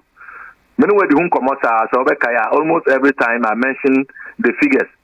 2017, 400 million, 2020, 2.4 billion, and the But last year, precisely July 23rd, if my memory serves me right, Ken Oforiatta, then finance minister and current finance minister, or did media review budget to parliament to know. He said that the total amount government had expended in implementing the free senior school policy was 3.2 billion Ghana cedis. But so the minister the minister said that so far government had expended slightly above 7 billion Ghana cedis. So the question that arises is this: what has accounted in less than 1 year, because next month, in July, what has accounted for that quantum leap in the expenditure of the implementation of the free senior school policy? That is a matter that I think we need to delve into and then get answers for. Kwame, now, unim say Ghana for good one. Nanka unim say the implementation of the policy is being financed by direct government revenue.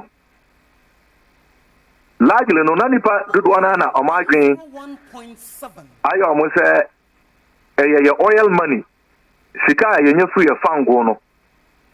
I require on ecotono. And a financing program no. But it has now become clear that those sources of funding have proven to be insufficient and inadequate. And the government has been borrowing to finance the program. And this has come to bear through interviewer, Minister of State in charge of finance at the office of the President,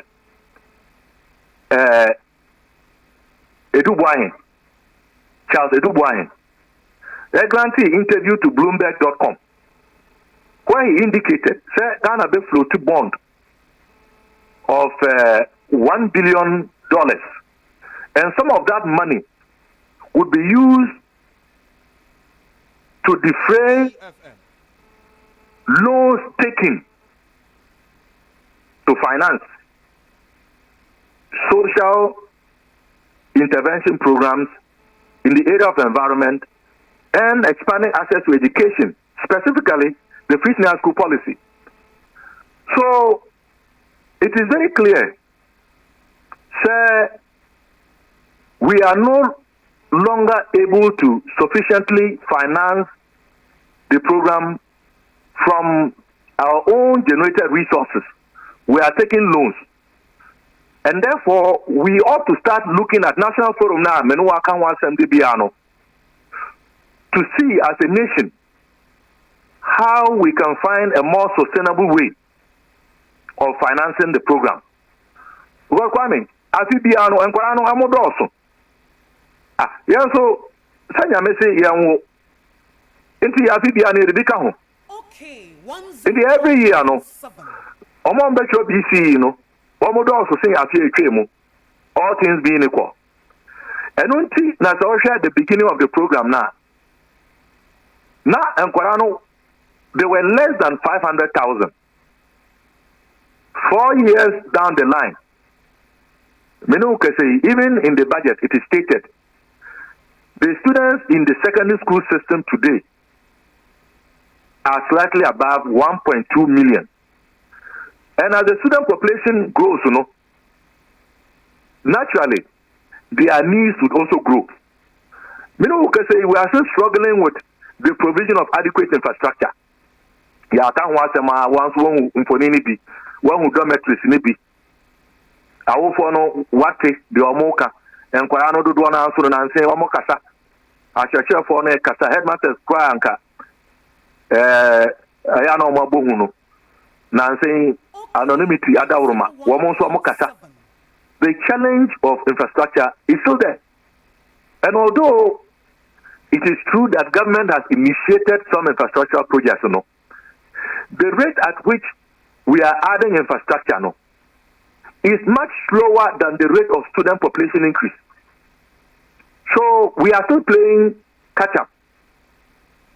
Abana mu aka in the budget.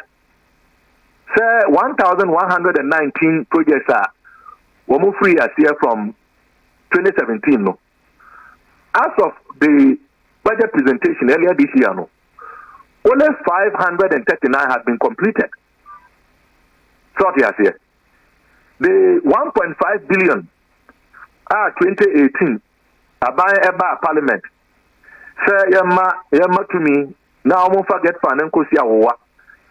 Now that money was meant to complete some 766 uncompleted Get Fund projects and also to add new projects.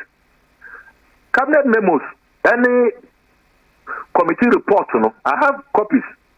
It was designated as critical infrastructure to address the infrastructural challenges in the secondary system as a result of the increase in student population.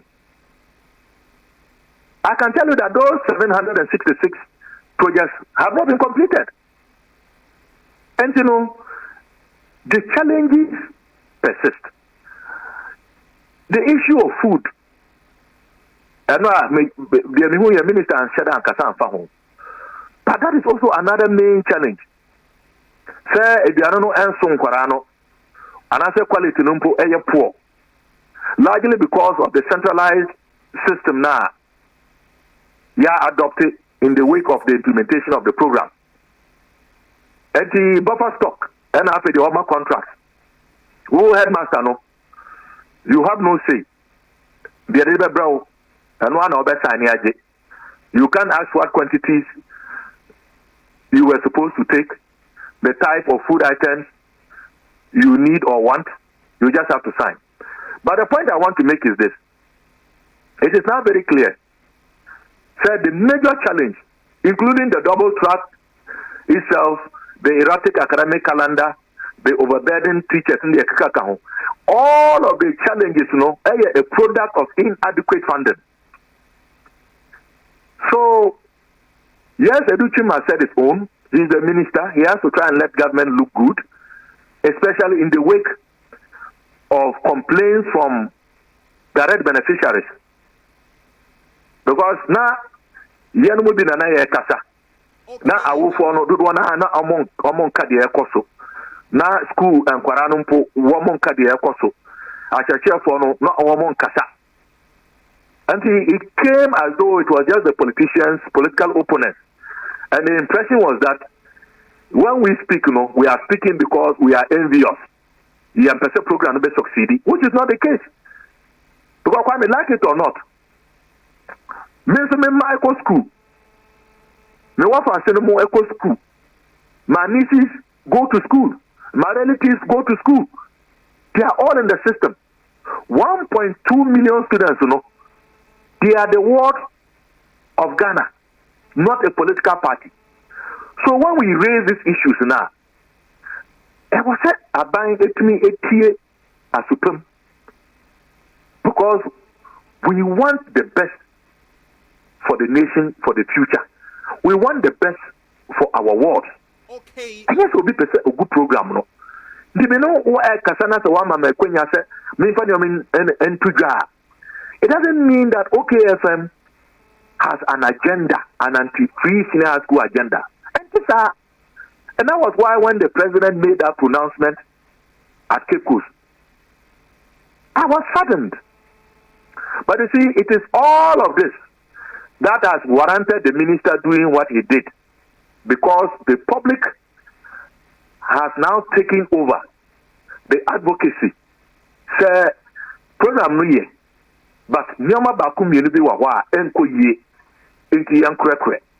So I think it is time for the president to do what he did in the area of the fight against galamsey. Doc, we do now on National Forum. Doc, wait. Yeah, answer the National Forum. And many Professor Pokwa Director General GS, Edwin Komoha. Was this some more can say welcoming news? The minister can say Obi, a person boa program no. We are fool, we are society, whatever. You can go there, any institution. No, I can say, where Mr. Makakram, when you money, I'm fan support, but need be any. We want a systematized, organized way of sustaining the program. So,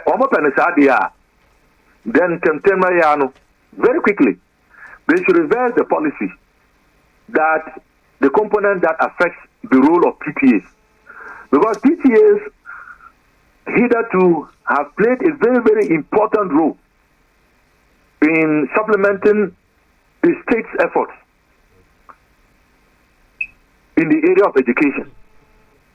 And if that is what Prof is saying now, I think they can demonstrate that by reviewing and perhaps amending the conditions that have caused PTAs to take a back row. Okay. As a start. But in terms of sustainable funding, the monies that are needed are colossal. Some Minister Kase from 2017 to 2021, over 7 billion. And our program no more. Do you think that you bet me to Boasusu as a nation? Say the Omo but what they are essentially saying that it should be voluntary. Susu to sustain a program of this magnitude? Clearly not. The needs and the challenges are hefty. And we are going to keep adding to the population. So every year, the student population would increase. So we need a sustainable source of funding the program, even as we look at addressing some of the immediate challenges. And that is why I was making the point, sir. It doesn't take anything away from the president or his government. The Galamsey fight 4 years ago, they tried. It failed woefully. We all know. It's not a secret. They have decided to double up. Why can't they adopt the same attitude? Because the challenges of in the implementation of the policy, so far, the situation is getting worse because the student numbers are increasing. So in similar vein, if he could do that in the fight against Galamsey, he should also do it in the effort to ensure that we are able to find a sustainable way of funding free senior high school and to address the challenges which are affecting teaching and learning. At the very minimum, we are grooming the future of this nation, the generations to come. If we can expand in excess of 20 billion, cleaning the banking sector, I think, sir, if we meet at a national forum with all stakeholders, we will be able to come out with avenues through which we can sustain this program. Because the main challenge is funding, like it or not. I mean, Honorable Dr. Clementa Park, in the K101.7, so MP for Busa South, Deputy Ranking Member, Education Committee of Parliament. I go, Yamada Bogatan, and Nafe, Yanko. Yo, and to Kwame made the national security story, no, made the Aqua Kuguna, called to be so a war, a breast daily graphic page 17, a baby swan. So now, Kwame, interesting story be with daily graphic page 16. Na narcotics control mpanifo no board no ne mpanifo kukudam no omode betu dwa eye narcotics control commission say ye bema ho kwan ma weed no kwan me yedua na yede aboa for medicinal purposes kwan me weed na ye bedua no marijuana no eye for medicinal purposes yede aye nuro akosua ye wo minim nipa bi wo Ghana ha enye weed no and I wouldn't say a black rasta producer for black rasta suma me why black rasta one na me interview no ha oye me minister me converting o black rasta enim nti me deputy minister for ganja nyenenum etira muhu me obesi wodan ana Kwame we no kra no de ama waka no num ya me de because omo so mu sisu dua say saa dua na ye bedua no still na eye illegal so obenum wo Ghana when ye dua for medicinal purposes ana akoso se uye export bibi se krobi ho Colorado Denver ya mo kan Denver se udi bi ko a koso ya koko a ye bere ye hu yi yenye ana se uba ye krom nsusu a akoso ya bunu manim ye dua papa se we eye be 100 ya akoso ya emu 80 free ye krom ai emre bi kwada so asem bi si akọ se bi jabidie ka o ze jabidie se ehye no wo ya mdi gubotom se ba akọ mu anum en ehia na se boys no so wo mdi free bunu memu o na eba na mdi wi ahyem ene jani to wi dum eh e wo kwada so station ba bia teto Roma so da resi na akọ se hepsi emma flavor coffee no musa maami bi no to kokko wo kwala so station maami na hi obi a hi anche se efa wiem ene maami ne bebo because we no eja no abidie no ahyiwi no omde agu car na se no truck na se no ene ja to wi nti wi no wa hwe wi pa bia bag ya chiche ne bag bebe 20 na ja damu Posi for na ba ye nyina ba behwe de asi oni a obi a hai. Say we see in the foul. Je veux pour de posi for Joseph. Massa o de car ni free. we ejatom police for ya show yon ko baby a de wo ko enye omo kese so omo ba na ewisie no abafo mu hunim obia hai na maame na otutu kokko okwada so me nana ene kokko me nyi usika yi bi ko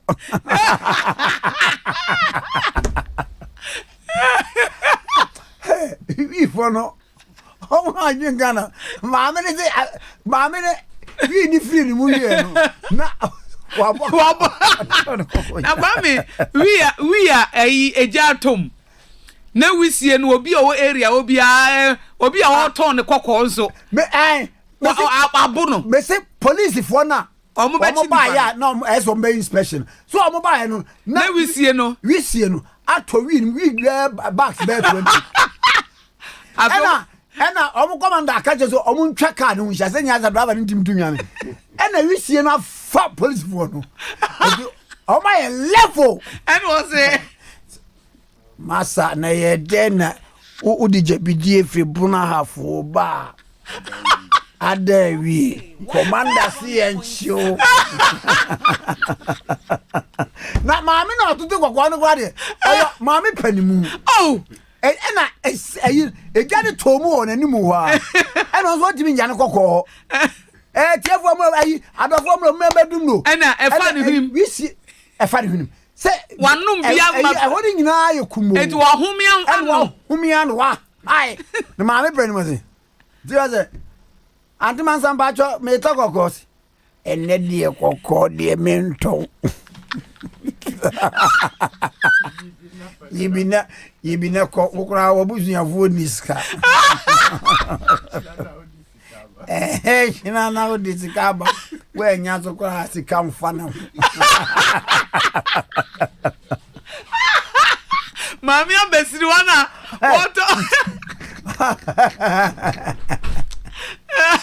Ago member voice be now. Na ago bia go nu wi o. Na onu wi no ade a. Ago ye ko de wakata se. Na Kwame. Amposa George asiri sa oso for we dey toli. Azi Kwame we dey toli. Ena nana buadi esumadu bonin.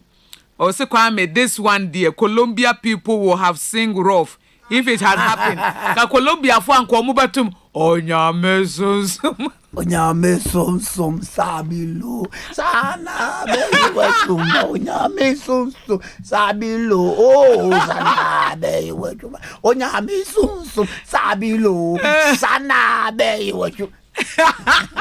Kwame, Narcotics Control Commission say ye legalize weed wo Ghana ha. But anko for no almost production. Ye be produce ni aton e de aye nro. No okay. Na also the cultivation, production, distribution, sale and consumption of cannabis remain prohibited by law. And you produce yep, and no for medicinal purpose. And by say produce beton. Kwame interestingly unim. Omo kan say ye be ma Kwame aduan. Enkrofo di application ko. Application. Production applications. Omo di akoma ayi Narcotics Commission no. Say penino. Na no penino no office ya. Ena boys bi bae. Boys nso mbae no omanu etum kakra. Ena wo mo nsa no black omo ntia den. No say masa mo pede o ha. Officer ye bae ti say mo say helps. Mo be regalization. No regalization this. Mo be makwan. Okay, FM. Tiene yaba. Mo basi dua mama ye be dua heavy mama. Mo pa mo mfa mo bi aye ha na ye be ye. Ye nso a mo ba ye de brem a mo hu ayenum si ye nshi bi. Na Kwame bi susuro say sa production yi wan hwe ana ama wo mo num no so afa ho. Akosia. Yes. Wo ye den wo mo hie no mbe. Kwame akosia me na fie ni Colombia o Kwame da ye call ayi say kokoshia omo shibi no omo de afutuo ma young people ne say enya depa omo shi no when omo anshi no omo no say esa obisu our strategy obedwa say wa hye wo de na amwa wa yidi na mso me hye me de wa hye wo de na amwa me okay amwa wa yidi na me hye me de masa e de la no no enti Kwame that's the fear bi mo say wan hwa na ama nkrofo na fa ho na ade anka for medicinal purposes ye de be ye nuro no na wo mo nso wo pe bibia nom no na wo mo afa ho anom enti ho asem no asori a Kwame ye di ho nkomo bebre Akye me ka se me bo voice bi a kire okay me ba cho tie voice no abekum di me pie ya no ensane to fu bi a mo de ma me nunum di ya no ja wo mo to fu de me be fi de me di bi a me de no me come to me no ka ha kwa ni de mi ni me ka ta ba sire ta me ri body aban Okay, fam. well we body aban awo was the man ensane to fi de man o ka joga woni ne kase kwa na nenum ye de na oni na we toffee na am say we toffee ena oba efe oni ade asese o wie a o wi filiba no ade a body aban bo ne damba ago na me mo ba ku ne che ona afim gweri ngomi mra abekum di me pie ya no ensane to fu bi a mo de ma me nunum di ya no ja wo mo to fu de me be fi de me di bi a me de no me come to me no ka ha kwa ni de mi ni me ka ta ba sire ta me ri body aban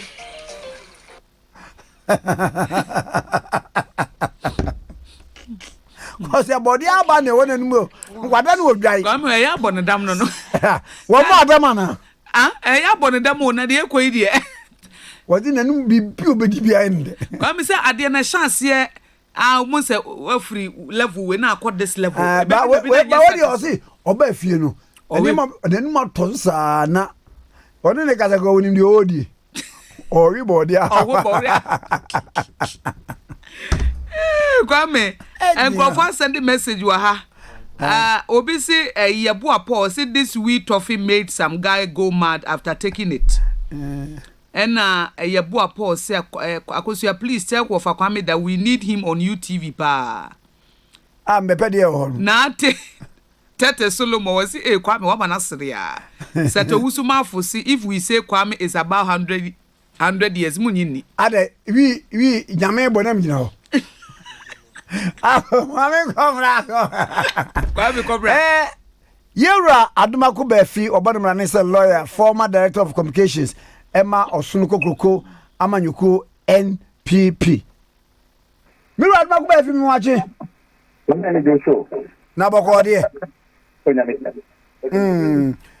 na mawadi ya mami musa yes ba bi otumfo bone hia no MPP ba mu na mtezi ya de ukọ NLA na asi yengidie nti memeda kwanefo wonko wodi papa di nkomo ne se ya de ukọ hin because me twen board yes skate second half na wa mpe go obi anja obaya na wa be fie kwa na anja go kunya bidia na menya bi kunya bidia na menya bi abi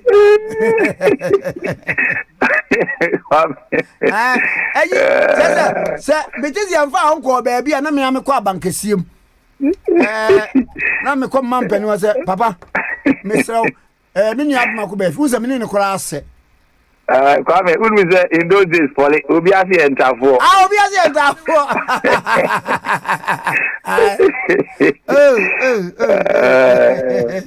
yo Kwame Akosua go wa so se si o so afaye no em se minim se nso abaide amahuni ni pedua ya ba because we dey kwabrefo ye mu nyina ba ye mu bia ye ba yo na pa do so ya na awiemfo de wa yira nsesa ase na awreho so ne kan ye ne se sabi wafa se adwan yi ase me ba me magi me hu me na wana da wo yo Kwame me say ensam de oti ase wawu emre wu ye ene na yi yom nyina no Ghana man nyina no ya kan bi na eda na me koto adaka no na nsema manfo keni nyina no se wate enipa we Nobel Alfred Nobel do ye Nobel Prize no hello Kwame meet you pa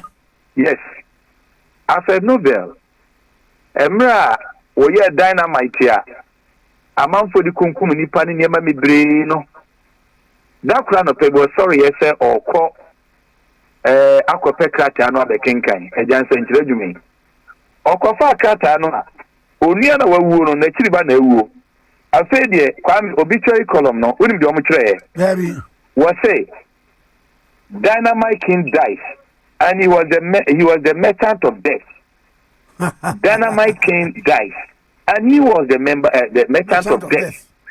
You know a woodrow dynamite no wawu na wono na na owuo oton wuo enti oto kata ne ba fie no an trans no say enti me Alfred Nobel semina mi wu ya enti se do mo si atwera family en hu se o mu free say ya me na mawuo no enti sa de anka de be kai mi nie eda no ano e go se san se bre se sika wanya free dynamite mu nyina no ye establish that price you know na afibia no yan hwe embia bia hodo bi obo ne homodin no yamfa emwa no any the beginning of the Nobel Prize the John Wawuko yakane ho asem na o hwe ne se ye na Nobel Prize ba ko a esoke me pa ne se yade ma ayi ebra ye de ayi award emma prize ne emma Nelson Mandela yes na oso bota ono and incarcerated into prison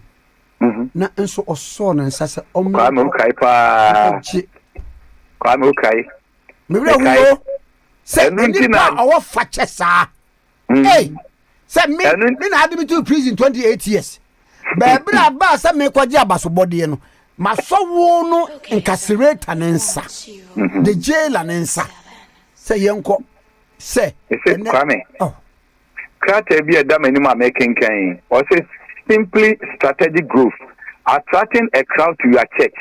Na chapter 9 was say when your worst critic is another pastor. When your worst critic is another pastor. Me kwem ebi amiduru wa medbema na mama kosi anso akan bi. Tim Stevens any Tony Morgan lecturer. Ni aka mo man no any say MPP ni kasem na NDC ni mfa ne so ye MPP ni. Ni aka mo man ni say NDC ni kasem na MPP ni mfa ne so ye NDC ni. No better se service panic na haban. Eno na be mi akoye ni. When your worst critic is another pastor. Kwame ebini Nelson Mandela de no na ni tie atwiri no ene se John ko ni awonfa na do yeso appraise no ni awonfa na futuo so appraise no ni awonfa na sesem so edi akamfo no ene woko na se Kwame Nkrumah ne ko ye Isaac so adue mi ne ko ye akosi agwabo ade ne ko ye Kwame amo anaduma ko ba fi ne ko ye a sai ni besi aka ye asem sebe enti afutuo ni aseda ne nkamfo ni nyina achi ni yantra sempepe se na daache yebekai enka chi se ubetimi abon pompo ahwe akiri na mfum so wo mu no watimi akọ wanim asem sebe na me no Kwame de ya this wate yetimi kenkan yetimi twire yi no the impact of Sir John in Ghanaian politics the humor factor me no me no trust e betuma twire bibi ya nyine ho wo koye wo mo be ye wo bi ni tiri mu den ananu me busa a politician say wo na Addo dan kwa Kufuado 4 years down the lane post what the man wo no e de na de ye bo Ghana e de bo ye bo party no party ma